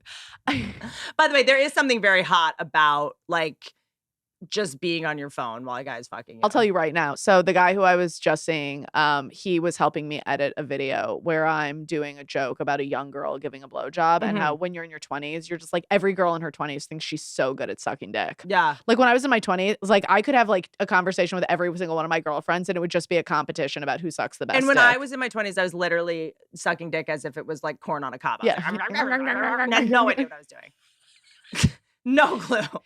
It's surprising you did so well in your career. Anyway, so I don't even know what I was just saying. Sorry, sucking dick in your 20s. Sucking dick in your 20s, but he was helping me edit this clip because he was an editor. And he made this joke where he's like, wouldn't it be so funny if you sucked my dick right now while I was editing a video about you sucking dick, doing a joke about you sucking dick? And I was just like, challenge accepted. And then I blew him while he was doing it. And then all of a sudden he stopped editing because he was enjoying it, and I heard my voice stop, and then I pulled away. I was like, I'm gonna need to continue hearing my voice and you doing your work if I'm gonna finish this job, okay? And he was like, I'm so sorry, and then he got back to editing it, and then I'm now, just as I'm more comfortable in my own skin, into that type of shit. Yeah. But when I was younger, I just was all I wanted was to look thin and look pretty, and instead of going, oh, the hottest thing is to just create a situation that we've both never been in before. Yeah, 1000%. Let me ask you though about squirting. So I've tried to make myself, you can make yourself, so I just want to see if I could do it myself. One time I did it in Phoenix in a hotel room. I was I was working on. I mean, it's a story that's been told many times about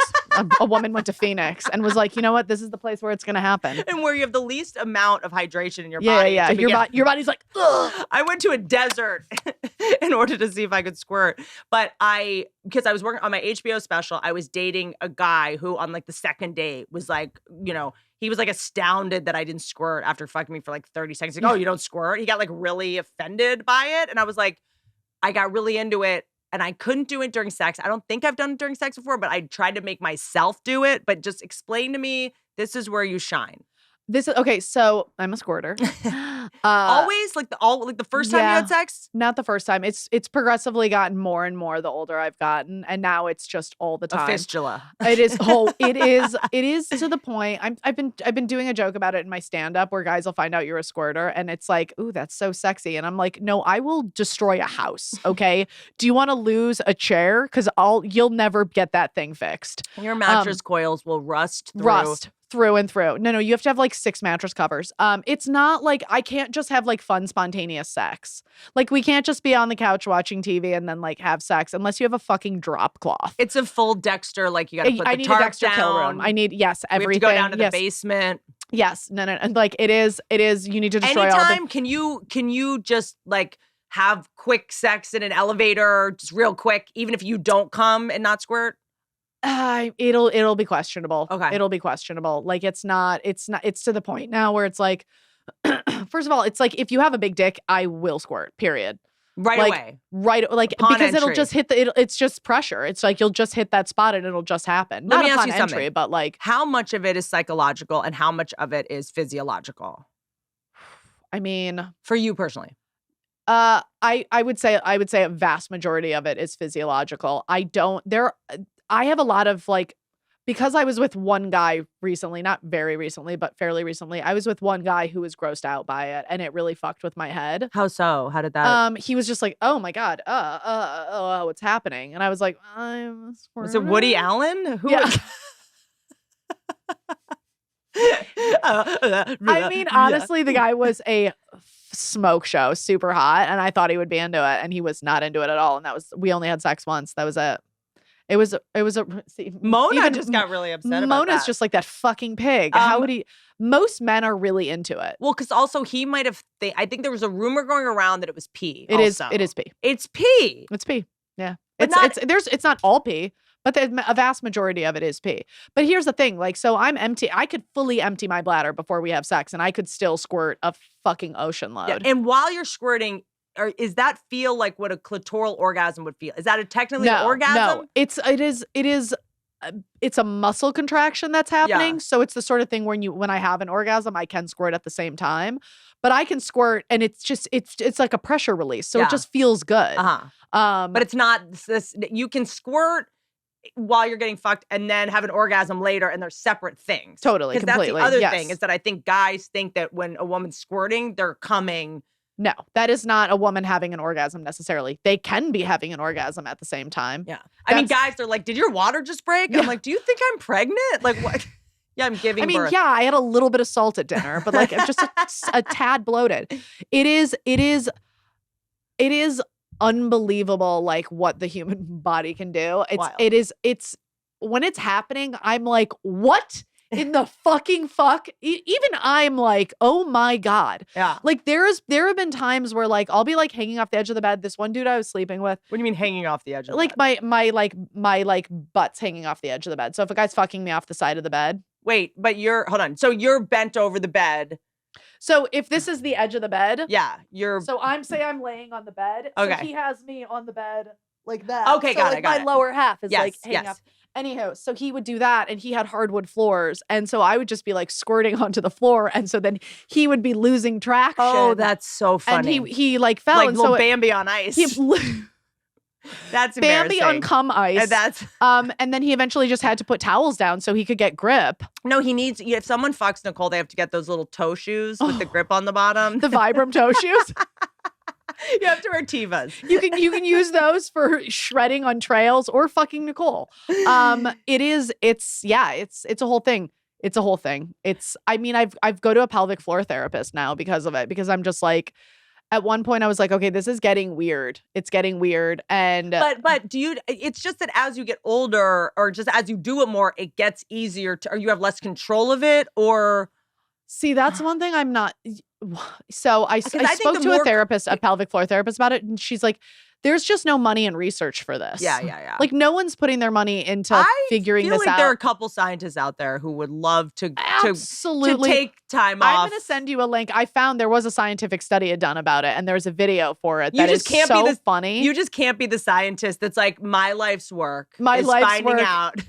No one cares that much about women. Unfortunately, like if you look at all the investing in different things for humans, a lot of it's for men when it comes to sexuality. Honestly, in terms of empirical research, but like no one ever thinks to want to talk. I'm sure male porn stars probably know the most. Frankly. 1,000%. Yeah. 1,000%. The people I talk to about squirting the most are my friends who are in porn. Yeah. Like it's just something like, also, but there's girls in porn who are like, don't squirt. And then there's girls in porn who are like, have you watched like a lot of squirting porn? No. It is unbelievable the trajectory that some of these girls can get. It's big. Wild. Yeah. It's like the Bellagio fountain. It's like when an elephant gets water in its little, and it's like, I don't know if I'd want to do, I don't know. That would stress me out. Maybe if it was his house. Yeah. I mean, that's the whole thing. Like, whose house are we fucking at? I really, one of my main things is coasters. I don't like. I cannot. I can't have a water stain. As my uncle used to say, you have no respect for wood. Water on the floor. Water destroys wood. I mean, it's a good point. I mean, it really is a good point. The only thing that matters more to me than orgasms are my hardwood floors. I mean, you have stunning hardwood floors. By the way, these are like industrial strength hardwood floors. Yeah, these are actually fine. But, Okay, so let's dig in. I'm going to get a little bit granular. We're going to keep talking about squirting. Don't panic. So, by the way, if someone has questions about squirting for me, by all means. It's tricky because I think it's a case-by-case thing, but maybe I'm like pushing this narrative, but I think a lot of it is also mental. As you get older as a woman, you get more comfortable in your skin, you're more comfortable in sex. Like I find in general, and also the partner you choose. As I get, more and more recovery and more and more self-esteem, I've stopped only wanting to date guys that I think I will slip through the cracks at any moment or I could lose at any moment. Yes. I'm working so hard to get them to love me. And so when I have sex with them, I'm just bone dry because I'm full of fear and panic. And then when I date guys that make me feel good about myself or I don't feel like I have to chase or impress, I feel like I'm always... So really quick, I know we were going to go into the questions, but I'm just wondering, because this is something I've been struggling with recently. Like a lot of the power I've felt I've had in my life is my sexual power over men. Like I one of the biggest sources of self-esteem for me throughout my life has been my sexual abilities, blowjobs, having sex, just being a sexual person. Like it is something I know I'm good at. Like I thrive at that. Have you ever felt like you were with someone and you were like, oh, I'm gonna fucking rock their world. They're gonna love me after I fuck them. Yes, but I think I had a little bit of the opposite. I was like, my only power is sex, so I'm gonna withhold it. Oh, interesting. That was a big one because it's sort of like, and I also, I don't know. I have sexual abuse as a kid. I was very weird about that. I think for my 20s, early 30s, if I was going to hook up with someone, it'd be like a 6-month lead time. Yeah. Like they really had to earn it. Yeah. I remember when you came to visit Michigan, you hooked up with one of our friends in a bathroom. I don't remember. I do kind of remember that, actually. Because I think it was at a time where I was putting chicken cutlets in my bra. Hilarious. And I remember leaving them there because I had to take them out real quick and I put them in some drawer and I'm like, what do I ask for them back? Like, all I know is that guy, so I can't remember his name, but when you were on Punked and I went home to Michigan, I remember he saw me and he's like, the girl I hooked up with in the bathroom, it's on Punked. I was like, this is literally the only famous thing you will ever do in your life is fuck a girl who is on Punked or whatever you did. I think so. I think that I was like so manipulative with sex for so long. It wasn't about me enjoying it. It was about me trying to like control someone or keep someone or make sure I didn't get abandoned or try to seek love. I had such a like twisted relationship with sex for a long time. But yes, I think I kind of knew. And that was a lot of the lingerie stuff. It's like I might not be the best at sex. I might not be the prettiest. I might not be the youngest. Goddamn, am I going to look good? But when I get there. Yes, but I I look like a chicken cordon bleu. Wrapped in you know what I mean?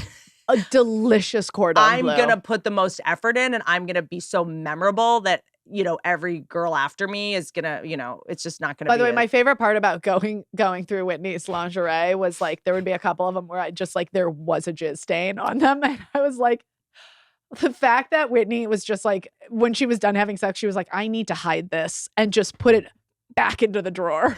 Well, it's also like, I don't really know how to clean lingerie. The idea. How do you clean lingerie? Cold, hand wash cold. I think lingerie is at its best when it's kind of a one and done. Yeah. Amazon, $22. Yeah. Rip it off. Because I think a big move I did in my 20s was pantyhose and you rip the pantyhose. Yeah. Do you know what I mean? So that you rip around your, the crevices, the pantyhose, mind blown, trash. It's, done. I ruined this thing. I ruined this to get to you. This primordial thing. We're in such a rush. We don't have time to take this off, whatever. Yeah. And so I think that nothing is less sexy than being in expensive lingerie and be like, okay, don't put it. Okay, fine. I'll touch it. And then you get it in there. You're like, don't touch it. Yeah, it's like, wait, like, no, don't pull on that. This is Agent Provocateur. The other one's a cheap one. The guys are like, I don't know the day. So when I'm stressing out about expensive lingerie getting ruined, that's not fun. But then the reason there's probably gum stains on them because I was like, I think I would get in a fight with somebody like, why do you want to take this off right away? Yeah. You know, but I'm like, this is precious. Don't ruin it. Yeah. And he's like, well, how do I? And then so they would come on it or something. Yeah, they would come on it. Exactly. And then somehow it would just make it right back into the drawer. And then I was going through the drawer of lingerie and I was like, this is a DNA box is what this is. It's just in case. This is evidence. Yes, this is what it is. Yeah, I just want to be able to frame all the men that have fucked me at any point. If you fucked Whitney, just know that your head is on the chopping block and it could go at any moment. I still have your DNA in my bedside drawer. But also, how do you know we weren't just eating lobster bisque? You don't know what that was. Oh. What type of ejaculate exit do most women prefer? Oh, we were just talking about that. Shooting it out or dripping out, little or a lot. What part of your body do you like? If a guy's gonna come on you, where do you want him to come on you? I like a stomach. Yeah. I like a stomach because then my boobs, I can hold them up in a way that I know looks cute. Yeah. You know? Uh-huh. I like on the stomach, and then you can take a picture at the end and send it to him a couple days later or something. I like, the problem is on the boobs, like, I think it gets confusing because you have to, if you're going to come on tits, you have to start a little lower for it to hit. And I think a lot of times guys go to come on your tits and they just hit your neck. And it just gets like awkward. Yeah, and then it just looks like you have a chin booger. Yeah, and I have the keratin hair bonds now. Yeah. I don't want to come up in, I think stomach is like a clear target. It's hard to miss. You get your photo after, easy cleanup. Okay, so stomach I like. Stomach, okay. On butt is sometimes good. I'm a huge butt person. Yeah. I'm a butt. Like I have this one picture that a guy came on my butt and it was just like dripping down. And it was like when I was like, I don't know, 30 and my butt was like the hardest and highest it's ever been. Your ass is wild. Yeah, no, but like when I was 30, my ass was like unstoppable. Anyway, so it's just like it was just like jizz just like dripping down my giant ass cheek. And I was just like this. And I have it it's in black and white. It's stunning. Oh. And it's like on my back a little bit too. It's artful. But yeah. What is where do you stand on sending sexual photos to people that were taken with someone else? Like, I wouldn't do that. I wouldn't do that. Yeah, what are you going to do with that photo, No, I mean, that's just for me. Yeah. That's just for me. That's just for me when I was like, look at my ass. Look at what it was. Your ass is still wild. It had a load all over it. How do you successfully deep throat without having to gag or bite? Swallow. That is how you do it. If you really want to deep throat a dick, like you had to really get it down there, you have to get it to the back of your throat and then swallow to bring it even further down. But I gag when I brush my teeth. I mean, you just have to relax, ultimately. That's what the swallowing does. You just have to relax. So this is what you meant all this time by saying, Whitney, you need to do nothing. Yeah, do nothing. By that, I just mean... fucking relax. I love it. By the way, when I was over here once, I was like, Whitney, you need to just do nothing. Just shit with the door open. And Whitney's like, how much ayahuasca did you do? That you think shitting with the door opens the solution to my problems. No, she literally goes, she's like, I'm doing ayahuasca this weekend. I'm like, oh, Godspeed, work through the dad stuff. She comes back, she's like, you need to shit with the door open, make full eye contact with me as you're shitting. I'm like, I don't know. Was that ayahuasca? I feel like that was like ketamine. Did you have Dawn liquid soap? Did they mix it? What about pee fetishes? I guess squirting technically falls in that category. I dated a guy who had a peeing fetish. I would catch him on him. He would pee on me. Like when we were in the shower, he would always pee on me. It wasn't like every guy does that. I know, but it's like he like really did it. It was like really his thing. But you were on, because I've told the story before on the podcast. But one time, a guy, I was like, yeah, pee on me. We're like laughing, like I was like, let's do it at some point when we're in a shower that's funny, you know. And we were in like Hong Kong or something, and we went in the shower, and he did it, and I like put my, it's like the water was already coming down, but I couldn't stop laughing. I was it's dying laughing. We couldn't go through There are a lot of fetishes to me that are just very funny, and I think peeing is certainly one of them. But so you were able to keep a straight face? No, not at all. I was dying the whole time. I am down to get into some dirty sex shit, but a guy's never going to be peeing on me and I'm going to be like, yeah. That urea. Give me that pee-pee. Ooh, number uno. Ooh, I just want to be your potty. Go potty. Yeah. Ooh, someone's in ketosis. Like, it's so, like, ew. Like, stop. Please. But I think it's more the intent to go there. And I think there's something I've just started thinking it's fun to like crack up during sex. Oh, laughing during recently. sex is the best.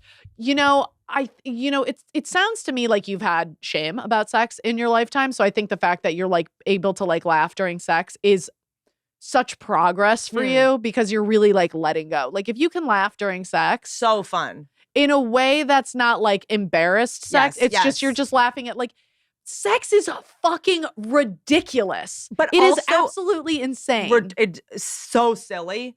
And also, this is a very new thing, unrelenting eye contact. So this is something recent that I think is kind of hot. And I sort of stumbled upon it when I had a knee injury, which is like just lying there and doing absolutely nothing, like full ragdoll, but on purpose, and just like staring into the distance. Staring off and not into their eyes? I think staring into the eyes is like a new one, but this was when I was working on the sex robot thing, and I was doing all this research for that special about it, and I started watching. Oh my God, I can't believe I'm admitting this. I started just for research purposes going on Pornhub and looking at sex robot porn. Now I'm gonna I've never looked at it. And there was something really hot about it because it's kind of just like a guy jerking off and you're not distracted by the girl's like bruises or tattoo that says breathe, where you're like, or the ingrown hair. I can't. If a girl has an ingrown hair, I can't. Is it a herpes? Is it an ingrown? You gotta go. I'm like, and if it's really big, I'm just like, why don't you squeeze it? There's when you see that, you gotta shave with the grain. You can't go against the grain.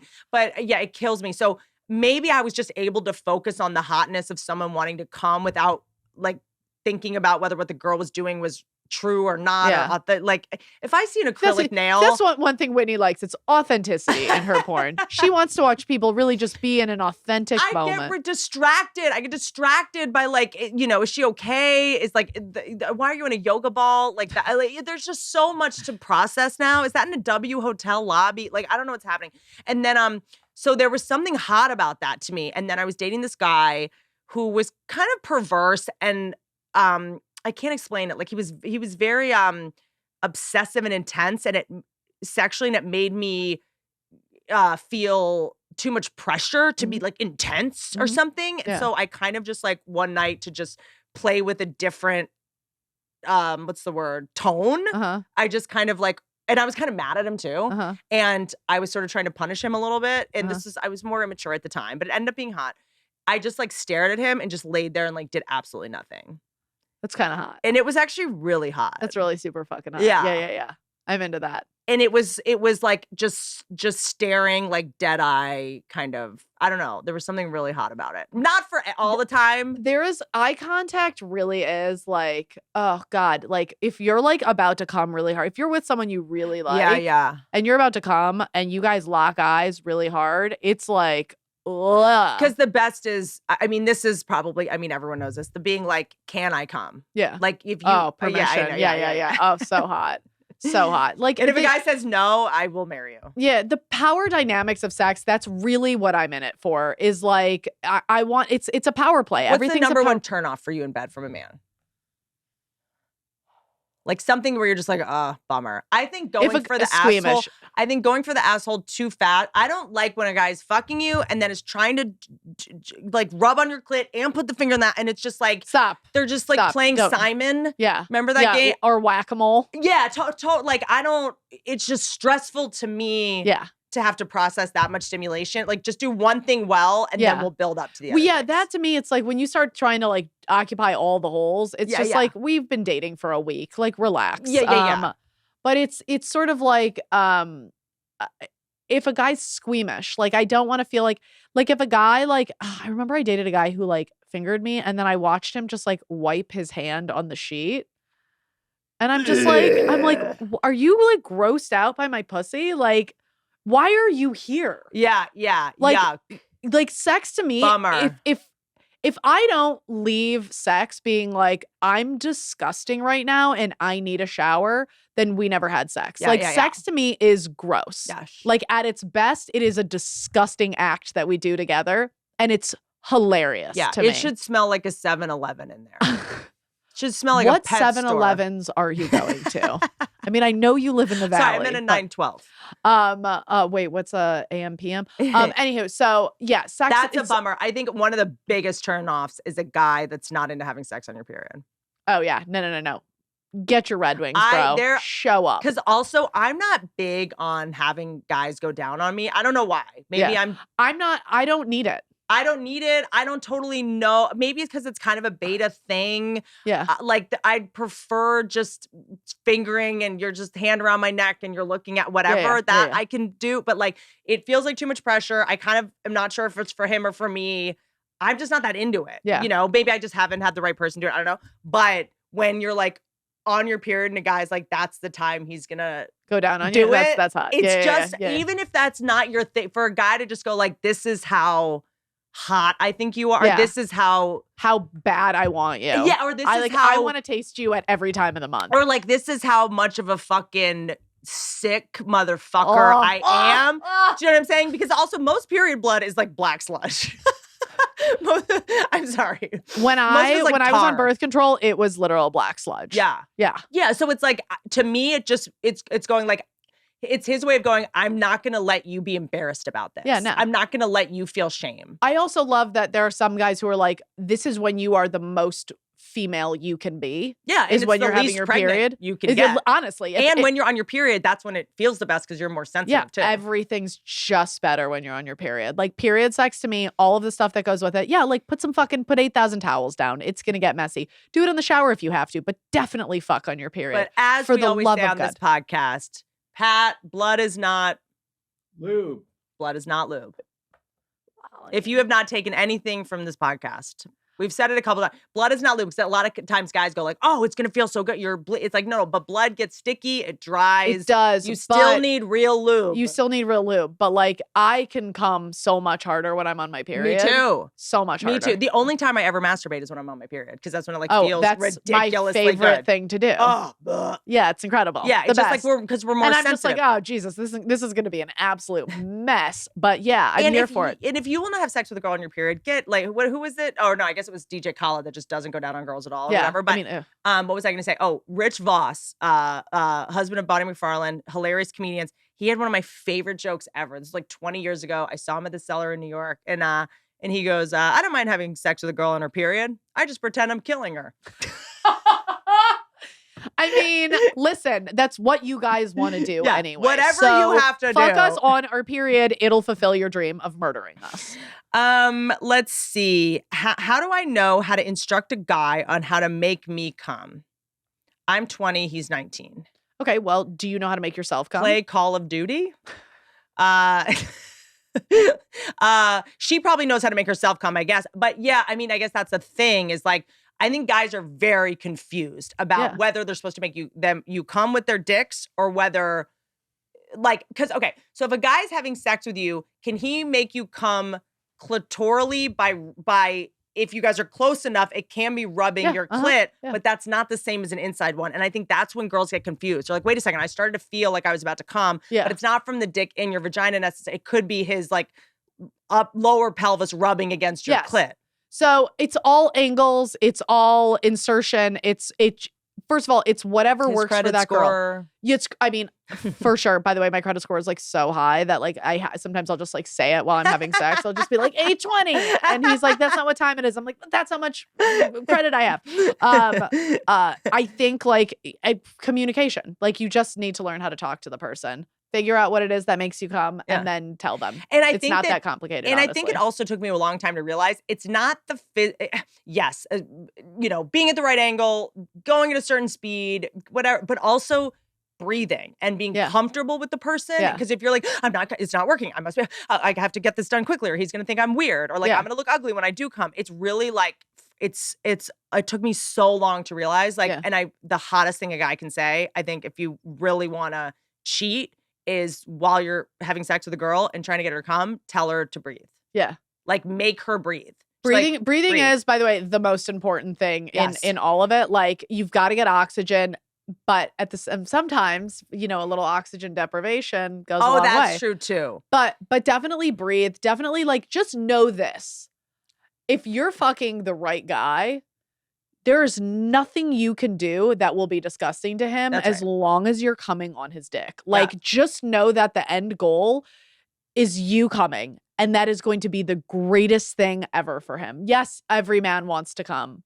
But also know this also took me a long time because I would be like, oh God, he thinks I'm a weirdo because he's not making me come. And like, I'm not coming fast enough. And he's going to think, and it's like, no, he's going, how come I'm not making her come? Yes. I'm not good enough at He's this. worried about making you come because his manliness will be, if you're fucking a real man, all he cares about is making you come. However fucking long that takes, he is in it to fucking win it. Biggest red flag, having sex with a guy and then afterwards he's like, so did you come?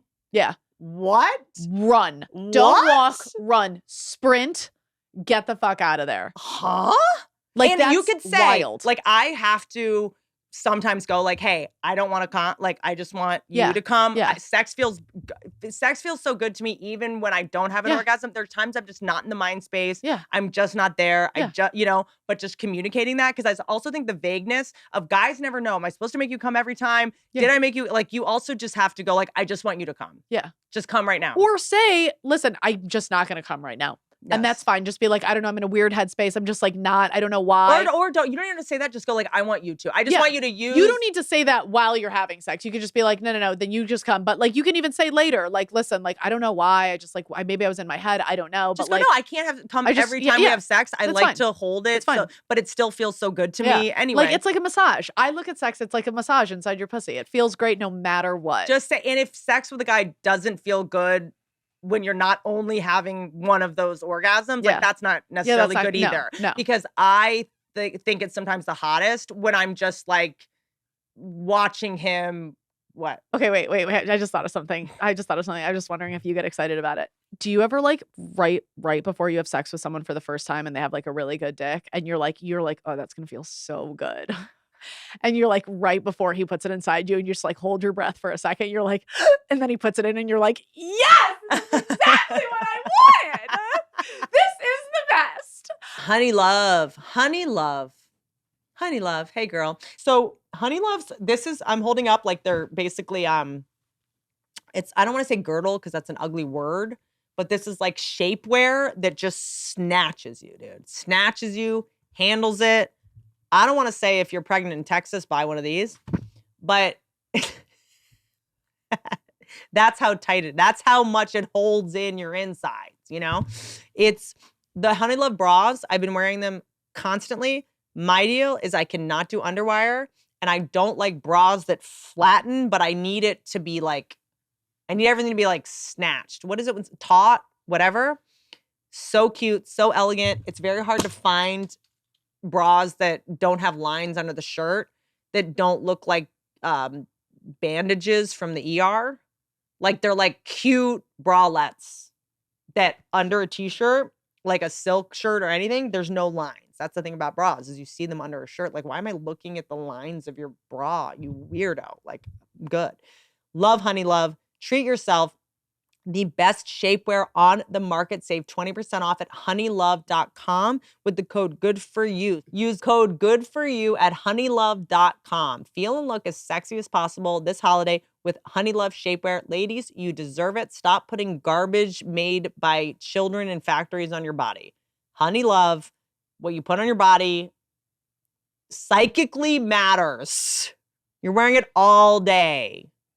I'm really into like, it's not about the product. It's also, I want to know who made the product and I want to know how it was made. I want to know where my money is going. Am I paying for like children to work in factories and make some garbage?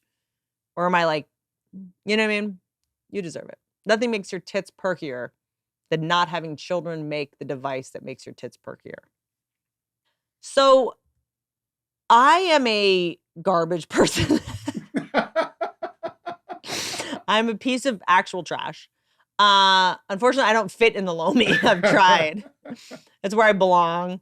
So I'm obsessed with this. So my big thing is normally what I do is fruit, vegetables, eat them. I normally throw all the trash out in the field so that either can, be reintegrated into the earth or the deer and the wild animals have something to snack on. Because I feel bad just throwing away fresh nutrient. Like I just don't throw away rinds or, But Lomi, it's incredible. If you want to make a positive environmental impact or just make cleanup after dinner much easier, Lomi is perfect for you. Head to Lomi.com/Whitney and use the promo code Whitney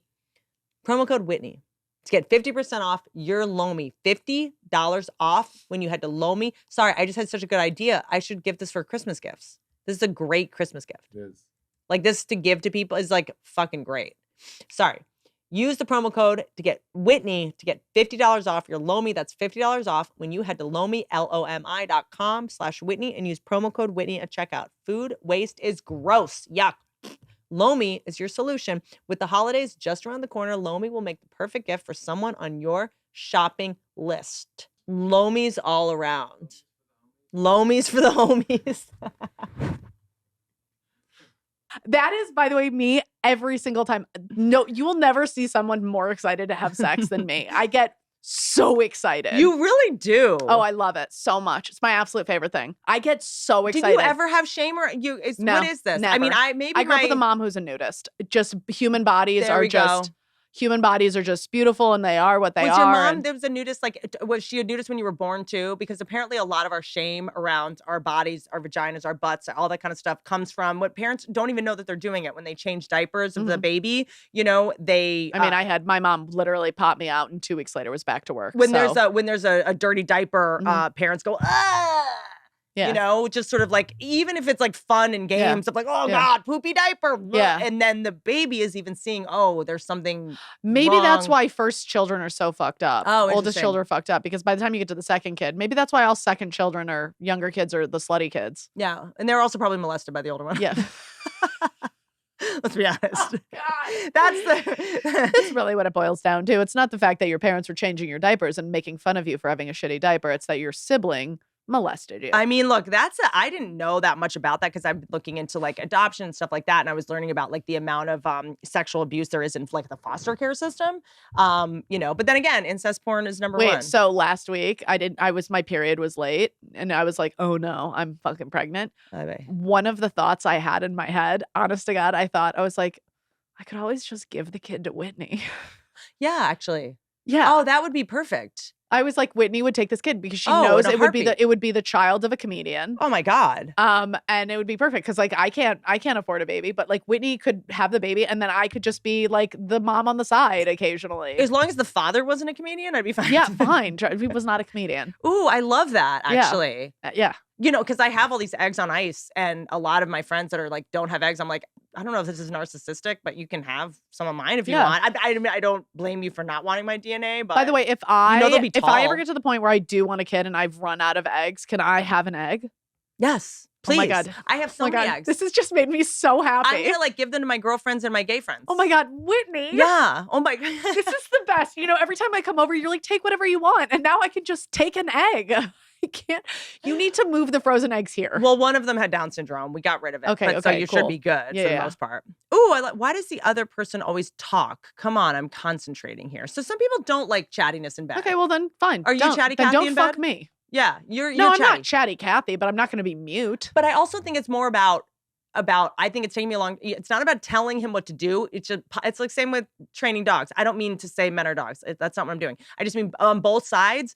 Guys saying what they like and girls saying what they just positive reinforcement. Yeah, positive reinforcement. You don't have to say what doesn't work, just say what is working. Yeah, what's saying working. So if a guy's going down on me, because I've really like very rarely like loved when someone goes down on me. Like there have been a few guys. By the way, my favorite thing is when you tell a guy that you don't come from oral and every man is like, challenge accepted. Wait till you see me. Oh yeah, because you're revolutionary at eating By the pussy. way, challenge accepted. They take out their Invisalign.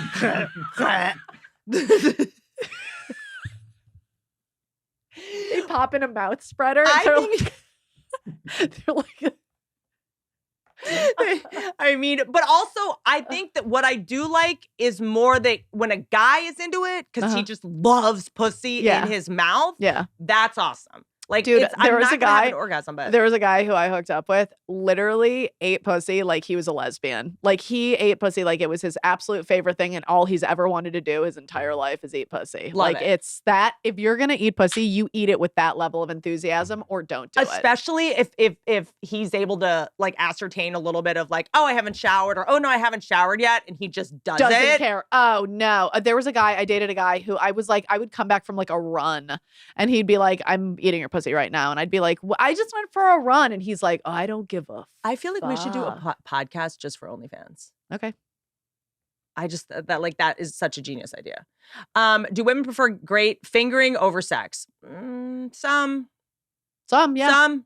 I mean, I have, I make jokes about it, but it really is true. I think I have a bigger vagina than most women. By bigger, you mean deeper? I think just deeper. Like I can I can really take a dick. It's like this. It's one of those things where it's like if I have sex with a guy who has a small dick, I'm just like, I'm not enjoying this. You're not enjoying this. Like it's not working for either one of us. It's not that I'm a size queen. I just don't want this to suck. But what about doing it in your tushy? Oh, I like butt stuff. If you have a big dick, though, don't you come anywhere near my fucking butt. I think people are always like, are you an ass girl? Do you like anal sex? Do you like, it's like, for me, it's based on his size. Yeah, if a guy doesn't have a giant dick, I get kind of excited because I'm like, oh, this could go in the butt. I'm not gonna be able to have lasagna for dinner, but I'm gonna have to, I have to start planning at noon. Wait. But I really enjoy anal sex if it's not some GMO cock. Okay, wait. I just changed one of my prompts on a dating app. I just changed my prompt to this. No. Oh God, I have to play it. So on Hinge, you can do voice prompts, and this was the voice prompt that I just selected for myself. All right. What's a voice prompt on? I'll show it to you. So it's a prompt where it asks you a question and then you answer it. So my voice prompt, it says biggest risk I've taken, and this was my answer. Fuck. Hold on. Wait, so like there's questions. Yeah, and then you can answer it verbally. I mean, okay, wait, ready? Biggest risk I've taken getting on Hinge. Okay, one time I went out for Mexican food, and later that night I tried anal. Who is being serious on these prompts? Oh, that's funny. That's really funny. What are we doing? This is what are we doing? That's really endearing. Because I'm just like, who is, because there are men who are answering the questions and they're being like, biggest risk I've ever taken. One time I went to Puerto Vallarta with only 3 guys, and then I got, food poisoning. I'm just like, who's answering these questions? And so I was just like, biggest risk I've ever taken, Mexican and anal. Nerd. Yeah. And if he doesn't find that funny, and if he doesn't find that funny, then you're just not my person. Ooh, do women really like to give titty fuck? You said that. You like that. I like that too, but my boobs are fake, so I can't get them. They aren't big enough to wear really what I've seen in porn, a dick, and then the boobs tits, will swallow it up. But those are natties. On the other side of the dick. I can't. They're Eiffel Towering the dick. I can try, but they kind of slide out. That's why fake tits need a really big dick. But this is why also you just put your hand over. Yeah, you know what I mean. You just bridge. Put a little bridge. Bridge it with your hand. Yeah.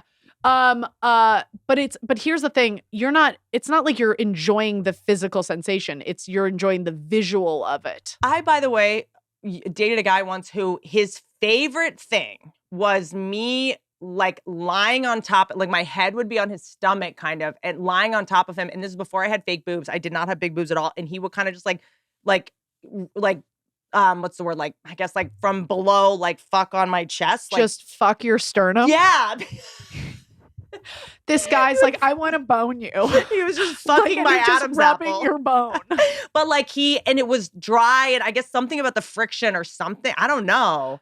I mean, to each his own, Yeah. To each his own. Yeah. It did it for him. So it really did. And I don't know if it was just the looking down at me and me being beneath him or something. Yeah. But yeah, there was something about that. Or maybe he just wanted to find a way to be able to be on the bottom and do as little as possible. I don't even know.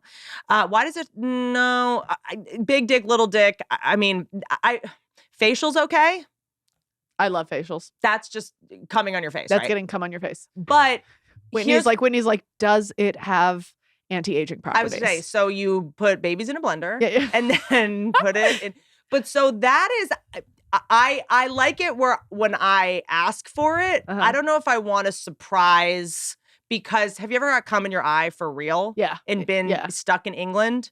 I mean, if there's one scenario I would love, it's cum in my eye and I'm just landlocked. Those little things, those little glass things that look like you could put an egg on them, but they're actually to flush your eye. I had to get one of those from Boots in England. I almost had to get an eye patch because cum went in my eye. I don't think I'd ever had cum in my eye like that before. But you wear glasses, so you're set. No, I mean, I'm not fucking with my glasses on. That's a good idea, some sort of though. shield. Little windshield wipers. Little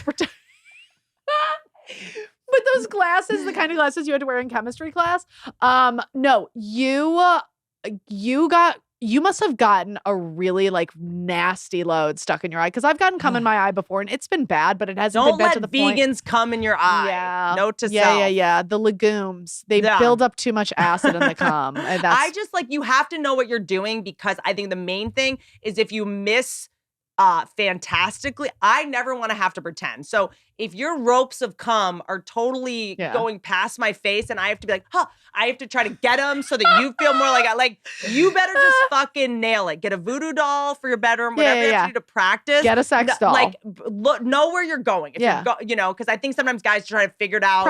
Practice makes perfect. I also think it's helpful to do it instead of having sex with a girl till you're about to come and then thrusting up and having to do the like one-legged man reverse, what is it? Remember the crab walk up to her in time? Yeah. Because then I have to go down. Just when you're close to coming, then get up, jerk off until it happens. That is a choreography thing. If a guy does the pull out and then wants to come on your face, like you better be able to move quickly and I better know the moves to get down. Exactly. Like this is a big Fosse Verdon situation. This is what I'm talking about. We're just too limmy. Yeah. It's going to be clumsy and klutzy. If you're willing for it to be clumsy and klutzy, like, yeah, great. That's fine. But like, we're long. Yeah. Like for a guy to go from here to like, that's a fucking journey. Like you're going to Mecca. Like, So I would say don't do it right when you're about to come because then you have to hustle up and then you've got this like Blair Witch Project trail of tears up to my, just a snail trail, just like good. How many times a week do the fingers straighten the pussy? What? I mean, I think that's how many times do you masturbate? I don't understand. Okay, there are a lot of people, By the way, I love how creative guys like to get. I've read some of these answers. Some of you guys are trying way too fucking hard. My favorite one that I read was, what that mouth do? Honestly, talks and makes money. That's what her mouth does. Someone asked, I mean, look, it makes men all over the world flaccid. What can I say? I do think a lot of people are asking, what can help to improve your sex drive? Let's talk about that. But number 2, what's the kinkiest thing you've ever done? And per what you just said, because sometimes guys try to overcomplicate it so much. Like, I just I feel like I'd be hanging from a meat hook if some guys had their way, you know? And so, do I have to dress like Harley Quinn? Like, to me, the kinkiest thing you can do at this point is missionary. I think the hottest thing, this is the space I'm in right now. I'm in a tank top still on. I'm just imagining you, by the way, dressed as Harley Quinn right now. And like, honestly, like. Not terrible. Honestly, super hot. I think the hottest thing you can do right now, and maybe it's just because I'm a very busy person and I appreciate someone that respects my time, is tank top still on, underwear to the side, socks still on, missionary, get it done. Underwear to the side. Underwear to the side. What a fucking no move. time. No time to take the panties off, as love Jay-Z an says. underwear. Love an underwear to the side. Just sling no it to time the to side take quick. drawers off. That's hot. But that's like missionary. It's like, because I mean, otherwise it's like always got to be some Cirque du Soleil shit. And I'm like. Also, there's something about missionary where it's like, if I say I want you to fuck me, you fuck me. Yes. And that's missionary. And by the way, big hot tip, pillow under the tush. Yeah. Pillow under the tush. Yeah. Is key. Yeah. Little elevation. Yeah. Or pick it up. Either way. Yeah. I like if you're a strong guy, pick my fucking ass up. Wild. But like, yeah, missionary's fucking great. Missionary, honestly, like, it's a tried and true position. It's like the Hawaiian tropic of sunscreens. It's like sometimes you got to just be like, you know what? I don't need the mineral. I don't need the like just give me the OG. Works. Give me the OG. SPF 8. Oil. SPF 8. Yeah. SPF oil for when you want to burn and not get cancer. But I do one of the things I don't love in missionary is when guys I need you to lean forward on me a little bit, please, because then you get the clitoral stimulation. Yeah. Because some guys will just do the whole like off the side, like just the thrust. And it's just like, there's not enough clitoral stimulation. Like you have to have the angle where you're like rubbing a little bit against my but then they have to kind of plank. And the problem is sometimes hot guys are terrible at fucking because they're never on top. Yeah. And some hot guys are terrible at fucking because they're hot and they've never had to try for anything in their life. I remember I did a movie with some famous musicians and we had a sex scene and I was so intimidated because I love that you just were like some musicians, like the Foo Fighters. Well, I just was like so intimidated because I was like, you know, like he's been with so many women and I'm like making fun of him. I'm like, you've slept with like thousands of women. Wait, did you do the scene with Rami? Yes. Oh, Your buddy. Rami. The best. Oh, the Rama Llama. And no one is hotter. He's the greatest. Hottest. He's the sweetest. Ugh. He's wearing like beads. So I'm like, this guy has fucked, you know? Fucked. Like you're wearing bracelets and beads. Like that's how hot you can get away with that. And you just get hotter with every weird crystal you have hanging from your neck. And I'm like, I'm going to be on the bottom. I'm like, what if I like don't come off good at sex? Even though obviously we're faking it. And he was on top and I was dying because he was so awkward about it. And I was like, you're a rock star. Like, how are you so, he's like, I'm always on the bottom. Rock stars never have to be on the top. That is so funny. He's also an old friend of mine. The best thing Rami has ever said ever in the history of the world. I go, Rami, what's the difference between you now and when you were younger? He's like, well, when I was younger, I was a dirty hippie. He's like, now I'm just a rich, dirty hippie. And I was like, best answer ever. Oh, he's just the greatest. Do you like your ass eaten? Love. Really? Love. Okay, so walk me through it because maybe I just haven't. I mean, I don't need you to spend time down there, but like, it's so animalistic. I just don't, I've never been like, this is worth the neurosis coming up of like, what if I fart? Well, then you fart. Who gives a fuck? Like if he's down there, it's the business end. Like he knows but what's then up. You can't. I'm pretty nasty when it comes to like, if your fingers are inside me, sure, jam them in my mouth. I'll suck on them, whatever. I don't know if I want you to kiss me after you've eaten my ass, if I'll be honest. I ride a lot of horses. I mean, it's just, you know what I'm saying? Yeah. I don't want to need ivermectin after we hook up. I mean, there is an element of like, once you eat my butt, then we're just doing anal and then that's over. I mean, got it. Getting your butt eaten for me is like, that's the next step to anal. Because like, you're not fucking me in the butt unless you've, loosened it up with some butt eating. But let me ask you though, what is your go-to? Because I feel like guys, like, I guess I do the same thing that annoys me that guys do is if we're having sex missionary or whatever it is, go to cradle the balls, right? And then, but sometimes guys will be weird about it. And you're like, oh, I thought this was like a every guy thing to just like lightly cradle their balls while they're fucking you. Yeah. And then using your maybe middle finger to push up on their prostate. Yeah. Right. But then sometimes you try to sneak your finger into their butt and some guys are not into it. Yeah. How do you know? I feel like that's a conversation to find out. Otherwise he'll just like be like a bucking bronco. But it's just like, don't. Yeah. No. Have that conversation. Yeah. But do you know a lot of guys that are not into that? Or if maybe they just don't know? Here's my problem at this point because I have nails. So I'm not putting my nails. I'm not going to perforate a fucking rectum. Yeah, no. You can't Edward Scissorhands. Yeah, I can't Edward Scissor your butthole. No. So it's like to me, it's just like sex is better when it's just like, there's a bit of a conversation. There's a bit of an understanding. Also, like, have a couple shots and just be like, what are you into? What are you into? Also, butt plugs are out there now. They have so many butt plugs. I have like, I don't know, a lot of butt plugs. So it's just like, we can all have a butt plug. So, okay, but I've never had sex with a guy with a butt plug in. I don't know if I could do it. No, I've had sex with a guy when he had a butt plug in once. And then I've had sex with a butt plug in multiple times. It's like having sex with a butt plug in. Yeah. But I'm not totally sure if it's for him or for me, but I don't care. Like, is the idea to make your pussy smaller because the plug's in there pushing it up from the inside? There's a little more pressure. It's like you have a neighbor next door, so it makes your studio apartment a little bit smaller. I just referred to my pussy as a studio apartment. It makes it a little bit smaller, but it's just like it's a whole pressure thing, and there's just like a lot of nerve endings down there, so it's just like it just feels good. Yeah, I don't know if I need a guy to have a butt plug in. That would bum me out, like personally. But I mean, I'm happy to do that. Listen, if that's what it is, that does it for you. But like, we're not both plugging up on the regular. So what, I don't know what to say to people who have low sex drive. Like, I actually think I have a pretty low sex drive when I'm not actively dating or sleeping with someone. I don't really think about it that much. I'm not like, I just need some dick. Like, I'm just not that person. But when I'm with someone, I have a high sex drive. Yes. When I'm with someone, I want to have sex all the time. Yeah. But I'm not, I think it's not abnormal to not be thinking about sex 24/7. It goes a little dormant. Like it just, and everybody's different. But one thing there are a lot of like natural things that can increase your sex drive. Working out increases your sex drive. Maca root. It's a root, maca root. Google it. Is it like red tea? maca root? Oh, okay. No, you can get maca root pills. Yeah. Red maca root increases your sex drive. I've tried that. I mean, but why do we need to increase our sex drive if we're not I see if you're in a relationship why you'd want to, but like, why do we have to over pathologize that? So to that person, I'm just wondering, are you in a relationship and you're just not able to, like, maybe your partner doesn't do it for you? Yeah. In that case, it's like, I don't know. I wouldn't say don't know. break We just came up, out of but, a like, pandemic. We couldn't even be 6 feet. I just feel like sex drive in general, like, fluctuates. Like, sex drive fluctuates. And I think that's the most important takeaway of all of it is, sometimes like, I just feel gross. Yeah. What, Pat? What? Yeah, Her jazz hands? My fucking hand. fucking your ass. Yeah, lack of libido. I think that my sex drive is going up. I started doing those peptides and they increase your testosterone like a tiny bit. Yeah.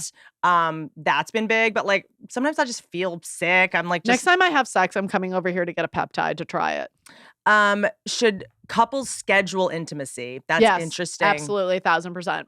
1,000%. If that's the problem in your relationship, schedule it. Schedule it. If it's not happening naturally, then that's your only other option. Put the dog in the crate. Put the dog in the crate.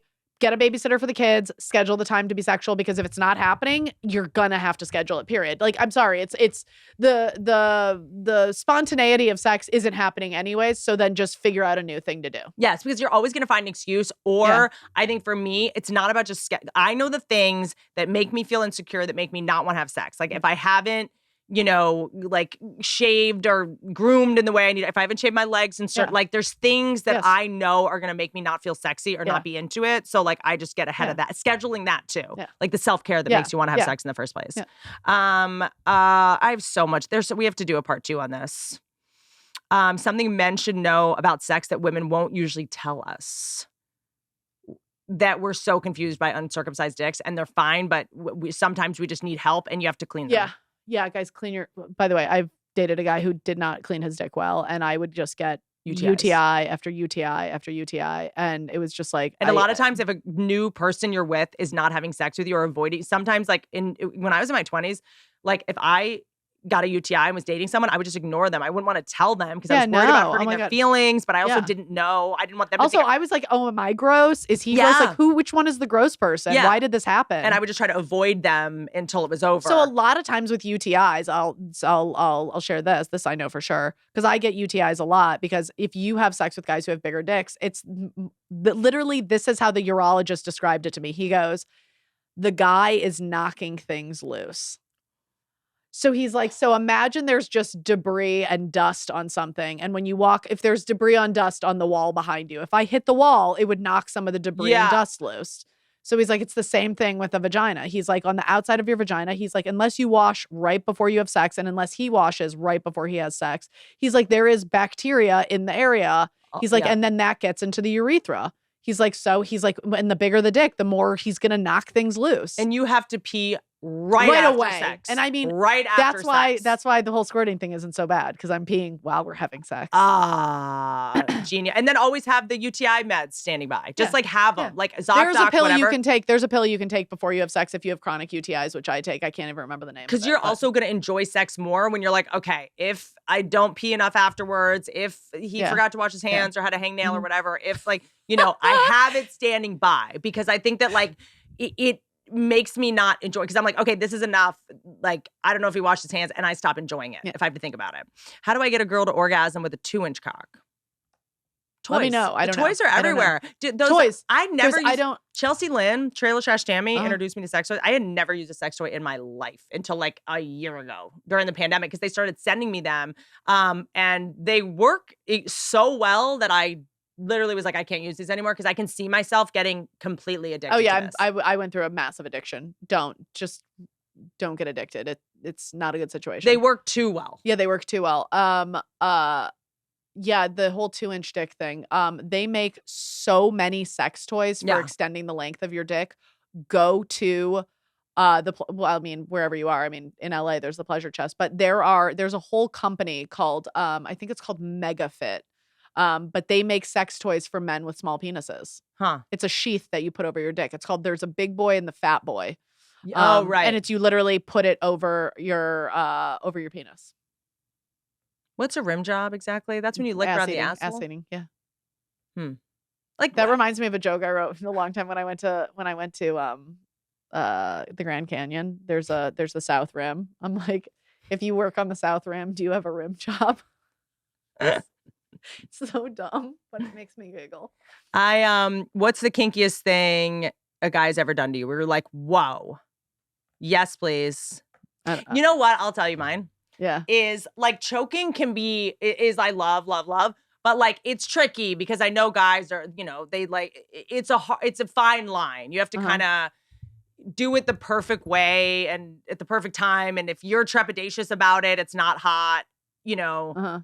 But if I'm actually trying to have an orgasm and you do it too much and I can't breathe, but you know, and then it's like, I don't know. I mean, the oxygen restriction, I feel like I have that on lock when I'm masturbating. I know how to hold my breath to make it more intense. I don't totally know how to do it with someone else choking me. Like I you know, but by the way, if someone's choking you, you have to lean into the choke. Yeah, and let them know. Yeah. So there's also like, you need to like guide their hand, because if you choke higher than low, then there's a low choke and there's a high choke. And if you're dating someone that is a medical professional, sometimes they do this. Because they actually know how to really choke someone. That's so funny. Wait, I remember when your ex, we were talking about this. He's like, yeah, if I was gonna choke you, I would choke you like this. No, I know one time I said like choke me or something. He went like, and I was like, whoa, okay, I think that's like actually the correct way to kill someone by shattering their windpipe. I just meant like a silly goose choke. But I'm into an arm bar. I'm into just an arm over the neck too. Yeah, an arm over the neck and like cradling the head. Somebody's fucked an MMA fighter. Fucking. I have whispered sweet nothings into a cauliflower ear. Yeah. Once or twice. But that I kind of like because it's like very dominant, but you're not dealing with this awkwardness of is he choking properly? Is he too trepidatious? Am I a like whore and am I gonna die soon? Yeah. I like an armbar and I also like a legs over the shoulders. So if your legs are on either side of his head and he's fucking you like in a way that is like borderline misogynist and then kisses your knee. If is a guy pretty fucking is kissing your knee because it's next to you, it's like that's fucking like sprinkling in the little tender things, like fucking a girl's brains out and then just kissing her in the on the forehead. Oh, just a little things, just a little kiss on the forehead goes a long By the way, way. the legs on the side of the head and a kiss on the knee. I mean, I know. I'm blushing. It buys you a lot. Tenderoni. It buys you a lot. Oh, I love that so much. And by the way, if the thing we talked earlier, because I just want to make sure I don't not tell you, if you're coming on a girl's face, coming on all that stuff, you get up and you get a towel. Go. You are fucking set. By the way, one of my favorite things to do, I call it the spa treatment. After we have sex, because like I have to get up to go pee, sometimes I'll like grab a washcloth and I'll put like hot water on it and like get it like nice and warm and toasty, and then I'll come back and I'll like wrap his dick up like a little bit, like I'll swaddle it like E.T. when they try to smuggle him out of the house. And I'll wrap up the whole. I'll put the shaft in there. I'll get the nuts in there too. The whole thing, just a full body wrap up. That's interesting because I am scared to touch a guy's dick after he comes because I think that I made a couple mistakes sucking guy's dick longer after he came and it gets so sensitive. By the way, some guys like it, some guys don't. That is a case by case basis. There are some guys like once he comes, it's like don't fucking touch my dick. Yeah. But every guy, if you wait long enough, you could wrap it up and swaddle it. No, but every guy likes that so much. Oh my god, the last guy I was with was just like, oh my god, thank you so much. I was like, it's these spa treatments. I was like, now we go to shower and you wash my boobs. But yes, love that. A little tenderness goes a long way, and it's sex. It's not about just as soon as it's over. Like you still stick the landing, go get a towel, clean it up, be respect. That's still part of it. Yes, that is still part of it. By the way, wet. Do not bring Kleenex. I don't want you fucking decoupaging my body with toilet paper as it falls apart on the drying cum. You know what else I like? Because there's something really awkward. To me, a lot of it is about the foreplay and the afterplay. And I don't mean foreplay as in we have to make out for 45 minutes to Norah Jones. Like, I'm not even saying that. It's more like when you know you're about to have sex with someone or hook up with someone and you're downstairs or you're at the car and you're walking and you know, like, I like a guy who will give you a piggyback ride. Yeah. It's just like something where it's like, because the awkward moment where like you're leading and he's kind of not, and you're kind of like, ooh, am I initiating this too much? Like I like something that's a nonverbal alpha, I got you type of thing. Oh. That's just picking me up. I feel fat and I feel weird, and you're gonna break my Achilles going through the door. I get uncomfortable. But like something like that is so primal and weird, I'm very into. Where you make it so I don't have to feel like a whore. Yeah. Because I have to give you permission to, so I have to be leading, and I think guys now want to be less aggressive, but there's something sweet and hot. There's about something that. consensual about a piggyback. Yes, because there's something I've consensual. chosen to jump on your back, and then you're carrying me, and it's like everything that needs to be said has been said. Yes. That is it's also very like, it's like silly and childlike, and like it incorporates, I think, like as comedians. Or a front koala. Oh my God, if you are big enough to front koala me. And then walk me in, and then it's like everything has already been said. We both know what's about to happen. And I'm just like, have your way with me. I'm for the so love of God, please. Because I don't like having to lead a guy to the, and then it's just like, you're like, let me show you my bedroom. Like you're in fucking high school. You want to see my bedroom? Because then you're sort of like, are we doing this? Are we not? But like, I've consented in a way that's like hot, and you have already dominated me in a way that I'm like in. Yeah. Oh, I love it. All of this. Oh my God. Piggybacks. Oh my God. I'm so obsessed with you. Okay. God, I'm so horny. I'm just so horny. I'm so horny. Just like, it's just like, all I want to do. First of all, I feel like I'm such a better person. Like I'm going through a breakup right now, and like he and I talked last week for a second. Well, your DMs are about to be flooded with eggplants after this episode. By the way, don't do that, guys. That's so weird. But I just think it's like I'm such a better person when I'm having sex. Like I really just am. Like, don't you feel like the less cum you have in your body, the better you're doing? I think there's that, but I also think that I used to be a worse person because I'd feel insecure after. I hated my body. I was like, was that good? Was that not? I had set myself up to be exploited or violated. I didn't know what my own boundaries were. I didn't know what made me feel good. I would disassociate because I was like, had sexual abuse. Like it's only recent that afterwards I'm like, or like if a guy's having sex with me and I'm like, looking down, because I like to watch a guy. Like I kind of like to love it so I like to like much. watch it. But like now I'm like getting old. Like my skin, I have like more, it's not as taut. And the fact that I can look at that and be like, this is even hotter to me. That he's so into me, and I'm not like, I have like whatever, the wrinkled stomach. I have imperfections. Totally. And like, I haven't shaved my pubes perfectly, so I have little Smithers hairs, and he doesn't care. Like that I'm into. Like, I think that like when I was trying to make sex so perfect and aesthetically like porn or whatever, like it was always like all that work for that. Yeah. Like, Yeah. And now when you watch a guy be so into you when you're not even at your most groomed or your most perfect or your most whatever, then I'm like, I love sex. Oh, it's the best. This is so fun. Yeah. And I feel like I just in the last like 5 years really started like seriously enjoying sex for real. Not being like, I have to be really good at this, for a guy, and I get off on just being him getting off. It's like guys holding your purse at Nordstrom. It's like they know they have to do it, but it's not like they're getting off on the fact that you're happy, know? But I just recently started being like, oh, I'm going to get mine, and I'm going to leave every sexual encounter feeling better about myself. I want that for every woman. I really do. Like when I hear that women like don't like love sex and don't feel just like super like sexual and powerful and beautiful when they're having sex, it like really like breaks my heart. But I also think it's in order to me, I'm really into being degraded, dominated, whatever, sexually. But when I was degrading myself all day, every day outside of sex, it's not as fun. When you actually have low self-esteem and then you're degrading yourself or allowing someone to degrade you. Now that I'm in a place where I like have self-esteem and self-worth, it's fun because it's like we're taking this little trip where we pretend that that's also like the degrading kind of sex. That's also like, again, that's a conversation. Like that's something that's a version of sex that doesn't happen to have to happen all the time. Like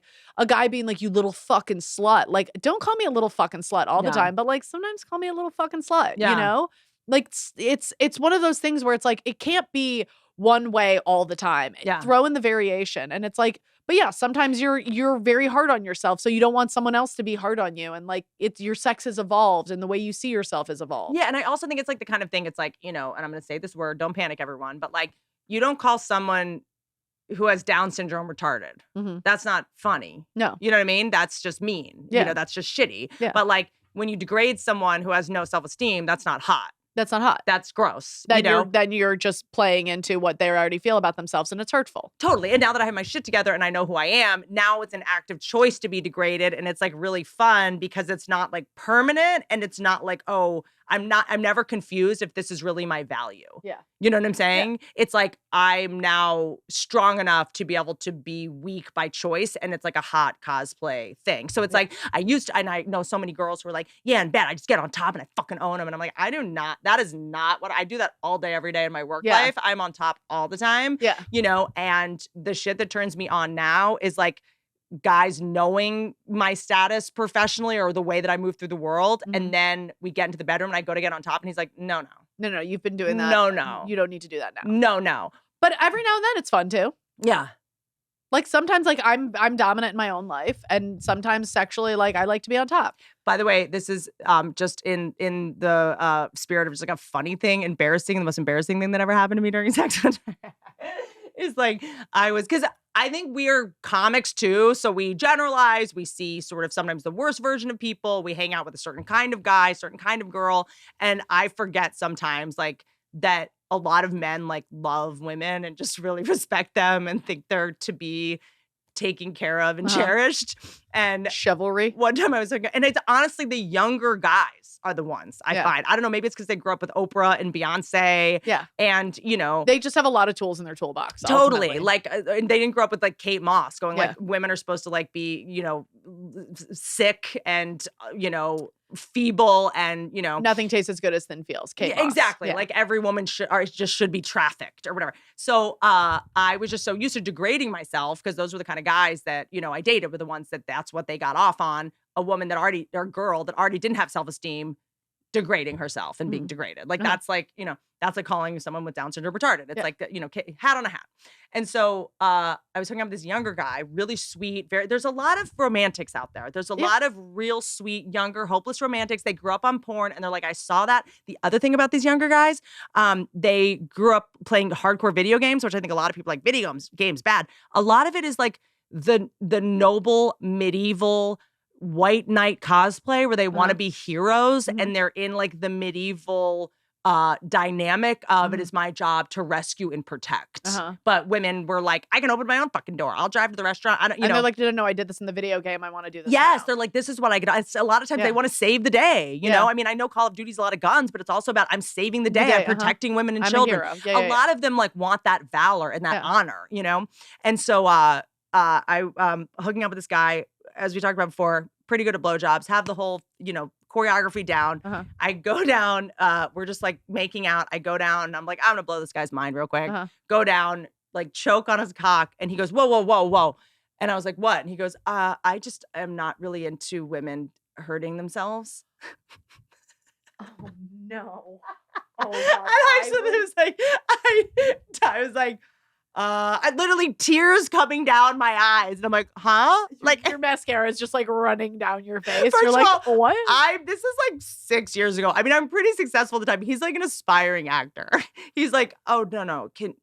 I'm just not into that. Oh, no. Oh, that's so awkward. Oh, my pussy would close up shop. First of all, I'm also in his 2-bedroom apartment that he shares with a roommate. I leave my house where I'm like running a show and I was like, and he was like, he was like, sweetie. Oh my God. I can't wait to find out who this is. It was kind of a turning point for me. Yeah. Because I was like, oh, this is sad. Yeah. It's not sad. Hot to him. It's sort of a bummer. Yeah. It was a bummer. And he just stopped everything that was happening. Did you at least laugh about this at some point with him? It was so much afterwards. Okay, good. Yeah, good, he good, was good, like good, so fun. But he just was like, this just, you know, he wanted to just like kiss and hold my face. And I was like, and he was just like, oh, honey, I don't want to commit a crime by accident. I really just kind of want to fuck you. Like, can I please just put my dick in your pussy? Oh God, I love this so much. That is a moment that has to be in a movie. You have to make that into a moment. Because I think girls also, we are watching porn too, and we're going, fuck me, blah, blah, blah. Like, and then guys are like, hold on, no. Hold on, whoa. We just went from 0 to 100. You don't respect you. I respect you. Yeah. But there are sometimes like I'll watch porn And I'll be like, oh my God, I've come at a guy this aggressively before because I saw it in a porn. Yeah. And I think this is what they want us to just be like, come whores, I'm your slut. Yeah. And they're like, fucking hold on. Loads on loads on like, loads. do we need to get you a snorkel? Like, you're not breathing. Like, that sound, please get me out of this crime scene. Like, I did not sign up for this. Sometimes I think I should get a guy a snorkel when I'm squirting. I'm like, I'm sorry, we're both underwater. It is really so. Didn't you ruin a hotel mattress or something? Ruin it. Absolutely ruin it. We had to take it off the bed and then prop it up against the sliding door so it could dry overnight. And then we had to sleep on the other bed. It was a 2-bedroom. It was a 2-bed in the It was the fact that you do not have a paid partnership with Saran Wrap is shocking. Shocking. Nicole might start a podcast. We're going to talk about this offline too. Okay. I think you should start a podcast. I mean, I never want to hear anybody talk. You're one of the only people I really do want to hear talk. I don't think anyone really needs to start a podcast right now. I think we need to take a breather, but you are one of the few people where I'm like, okay, Call Her Daddy is so giant. Yeah. And to me, you would be just like what would it be? Call her granddaddy? Call her grandmama. Grandmama. It's like it's I think a different tone entirely, but I think she's also moving more towards interviewing and stuff now too, more like Stern type. But it's just like when someone is as smart as you, as funny as you, as self-aware as you, I'm like, I would usually tell people to not start podcasts. I'm trying to figure out how to stop doing a podcast. Yeah, I love that you want to stop doing a podcast. You're so good at it. Shut the fuck up. That is very nice that you say that. I can at all times and be like, why am I doing this? I cannot I do not feel like I'm great at it, but whatever. I feel like you're great at it. I also think you should start a podcast network and I should be your first podcast. You know what? That's what, God, it's like I'm really good at knowing who should have a podcast. Yeah. Even if I'm not that good at it myself. But I do think, I guess, the whole thing about podcasts is being imperfect. And I think that part of the charm of this one is people go like, this episode's kind of boring. And I'll be like, this is kind of boring. And they're like, well, at least she knows. Yeah. Like, she interrupts a lot. And I'll be like, yeah, sorry, I interrupt a lot. It's like, well, at least she, like, the charm of like, how are you perfect at podcasting? The only thing more annoying than someone not being that great at it is someone who's like, I fucking rule at this. Drop the mic at fucking podcast. Yeah. You're very great at interviewing. You're not only an interesting person, but you're also interested. And I think that's what makes your podcast great. But when I'm not interested, I change the subject because this is Howard Stern said this a lot. I remember him saying this a long time ago. Someone asked him, I think I was on the show when someone had asked him because I didn't really listen to it as religiously as a lot of other people. I didn't grow up on Stern, but people said like, how do you know how to interview? Because he'll pivot really hard. He'll be like, so are you in therapy? And you're like, so when you were working with Jack Nicholson, you fucked him, right? Yeah. And then he'll be like, oh, so what do you like eat? Like, are you, he'll jump around. And he basically says, if I'm getting bored, that means the audience is getting bored. So for me, when I interrupt someone or whatever, it means I don't know what they're saying. What they're saying isn't clear enough. I want to like make sure the table is set. Yeah. So I could just let the person blather on and cut it later, but then you're going to hear a weird cut. Yeah. To me, the times that I interrupt is really just to go like, let's pick a new direction. Yeah. And like, trust me. Yeah. We're comics. Like, we know when things are going south. Yeah. So when I had my old podcast, the porn podcast, some of the porn stars weren't that great of an interview. Yeah. So it would be me like really like bouncing around and I had like a million topics that I wanted to cover. But like I would notice sometimes it, like what you just said, like if I noticed myself getting bored and I was changing the topic, not because I was like, I want to make sure the audience is, I was like, I can't be this bored. Yeah. Like I can't allow myself to go down the depths of this. Like this isn't interesting anymore. Let's try to find something new that's interesting. And also maybe it's my OCD, maybe other people don't struggle with this, but like when someone is talking about something and I don't know, I have a question, I can't focus on anything else. And, Yeah. So, I just need to work on not interrupting and letting things play out a little more, I guess. Yeah. And like my biggest fear in life is being boring. And so I panic when I think something's boring. You're like, women's number one thing they're afraid of, being murdered. Whitney's number one thing that she's afraid of, being boring. Wouldn't that be funny if like, God forbid, you're being raped and you're like, but oh my God, you're not bored, are you? Please tell me you're not bored. You like notice that your rapist is bored and you're like, oh no, this is the worst. This is my worst nightmare. I feel like I probably would be a pretty boring person to rape. One of my first jokes I ever did, this didn't get me in trouble, I don't give a shit. But I would say like, you know, every woman's worried about getting raped. Like the key to not getting raped is just don't say no. Like, just, I'm unrapeable. Like, I would do those weird little one-liners like that, but I feel like we can't do those anymore. I had a joke about how I feel like I'm so annoying that you could never rape me. Like, a guy would just be like, oh my God, I'm sorry I didn't ask. I'm so annoying. I gotta go. Never mind. You'd be like, fuck me! And I'd be like, but what's going on? How are you doing? Have you talked to your mom lately? The idea that a rapist starts with you and then you start squirting all over him. He's like, God damn it. He's like, you are a mess.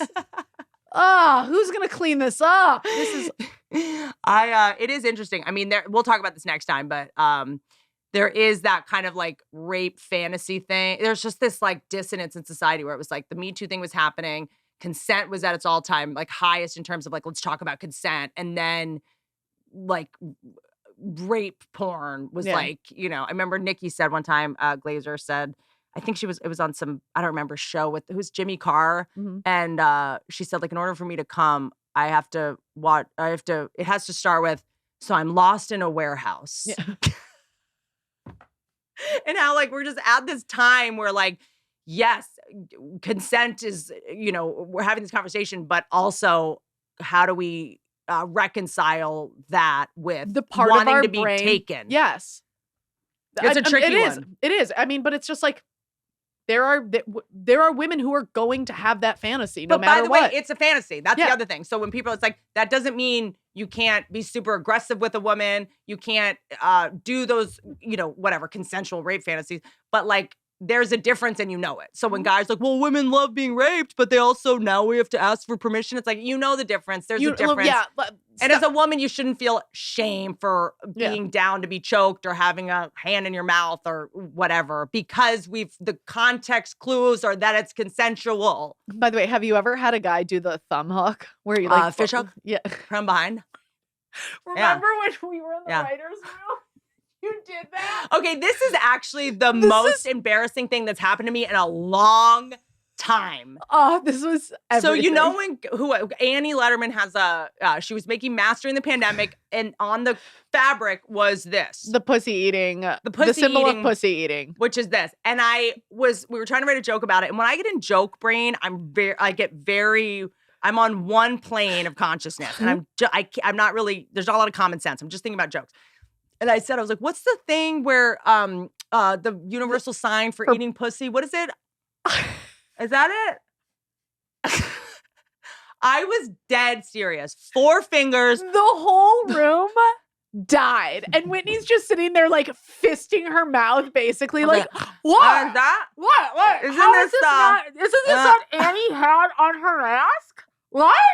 This is a sign for eating pussy. It was so casual. I was like this, because I was trying to think of a joke. Like, oh my God. That was like the things I have learned the hard way in a writer's room from writers. Like, I remember I was in the writer's room of the NBC sitcom, and I was trying to think of like a story or a conflict between my character and the Crystalia character. And I was like, what if they have an issue because she's going to go off her IUD and he's like one of those guys that's allergic to latex, so he can't wear condoms. Yeah.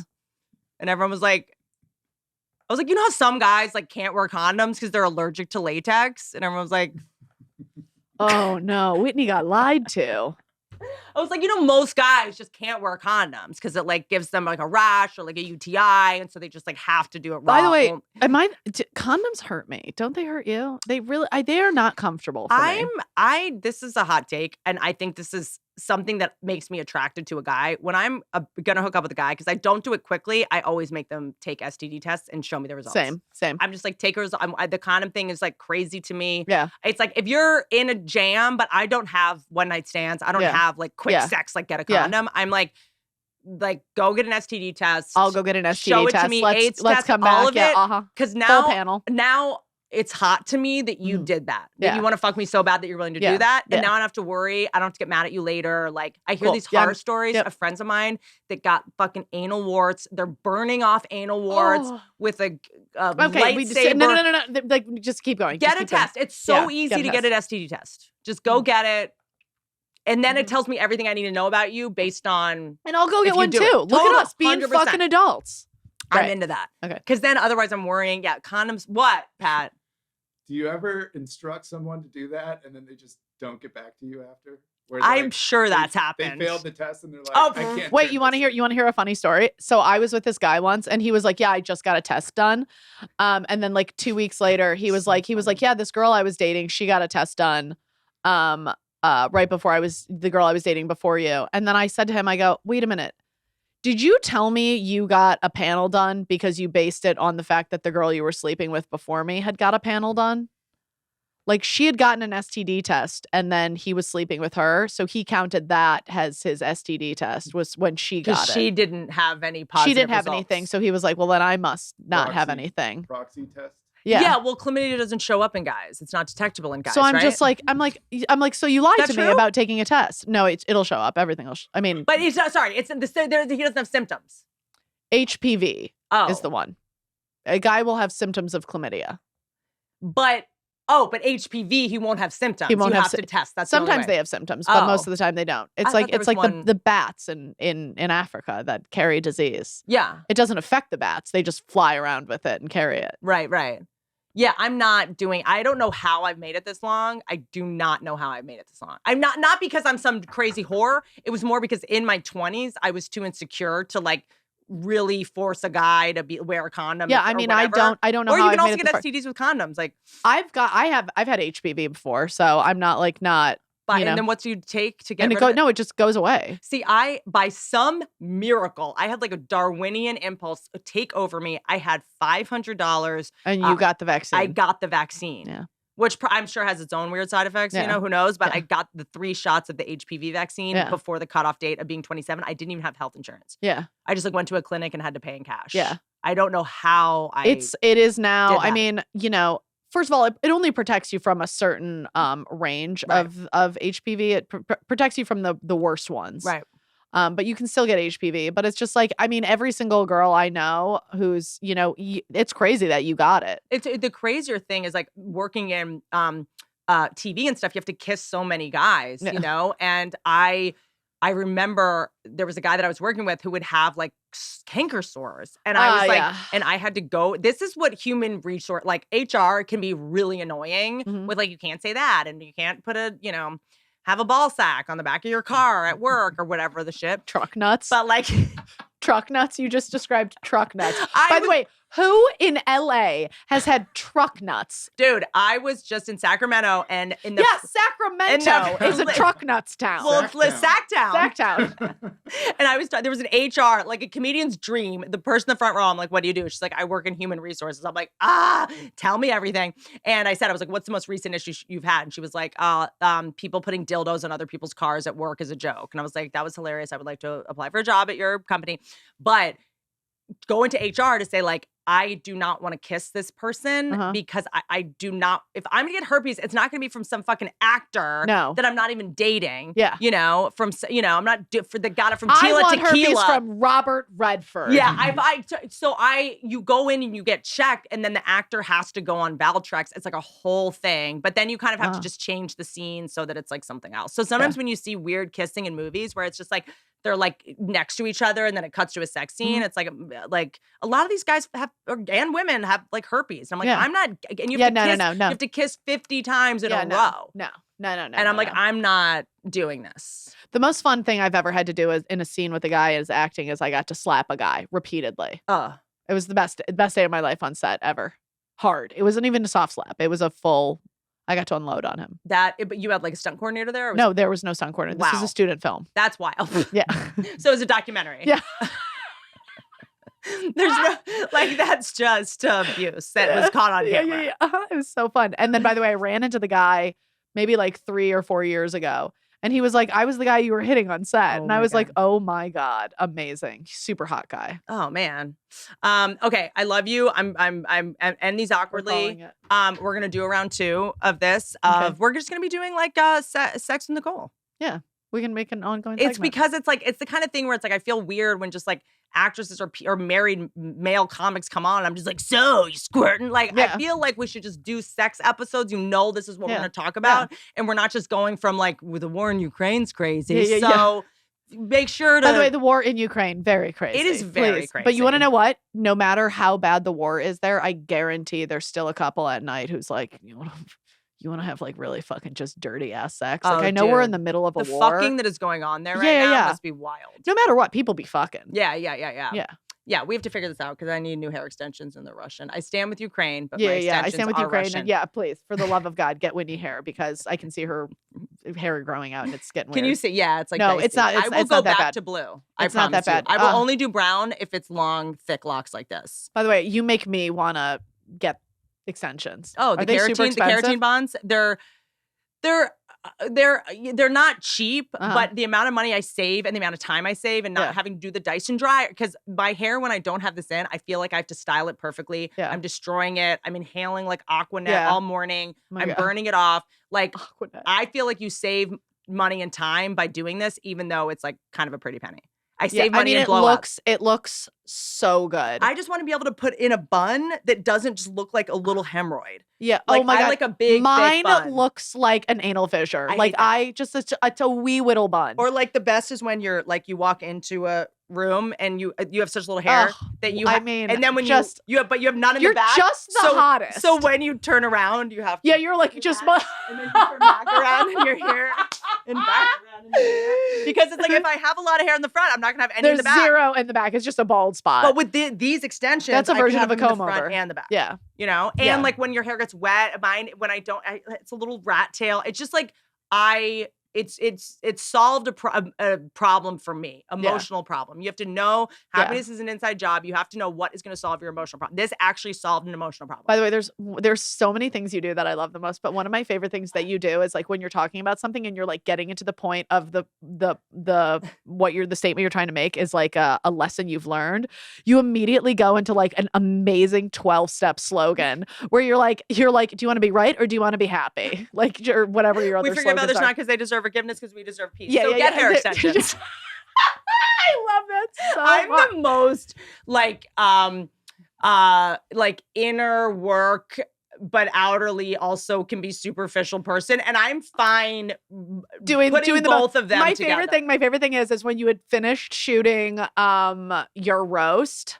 You found out I was going through a breakup and you were like, listen, you're like, oh my God, I am like, you're like in this like power zone. You're like, listen, if you want to talk, we can like go over anything. Like, call me tomorrow. Like, you're just like very like, you really like, you are like very business minded, like at all times, but you're also like this like wildly loving person who like wants to make time to really be there for people. And I think that's so awesome. I don't believe in caretaking adults. Before you try to solve a problem, first make sure it's your problem. But I also know that the kind of people that I love, and I know you well enough to know that you wouldn't be here if you weren't okay. Mm-hmm. And so I know that you're okay because I know you're always going to take care of yourself. But going like, I would like to be supportive of you in this.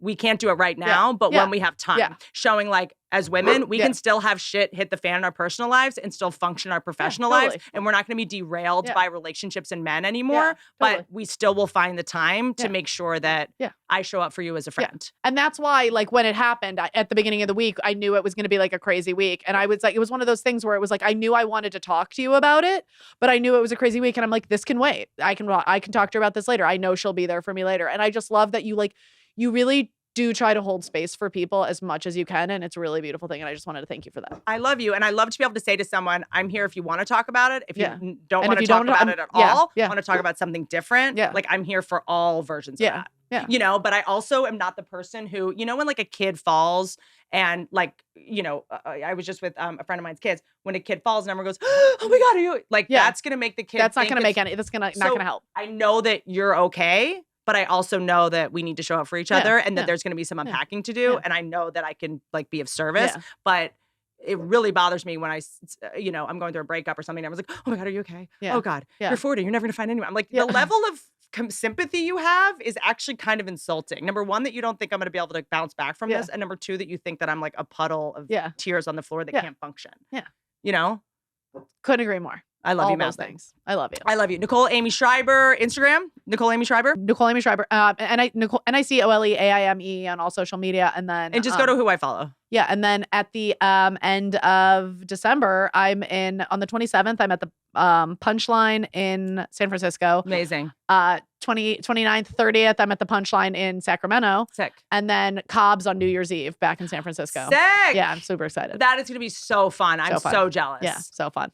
I'm doing glad it with you're Doug touring Benson again. and Lori Kilmartin and Louis Katz. Yeah, it's going to be great. Heaven. Because I remember you were taking a little break from stand-up, so I'm glad you're back. Yeah, I'm back, yeah. I love you. You're going to be seeing way more of Nicole Aimée. Also, she is producing the OnlyFans roast that we're making that are going to be coming out in January. So you're going to see that too. I love you guys. Don't ride elephants. Bye.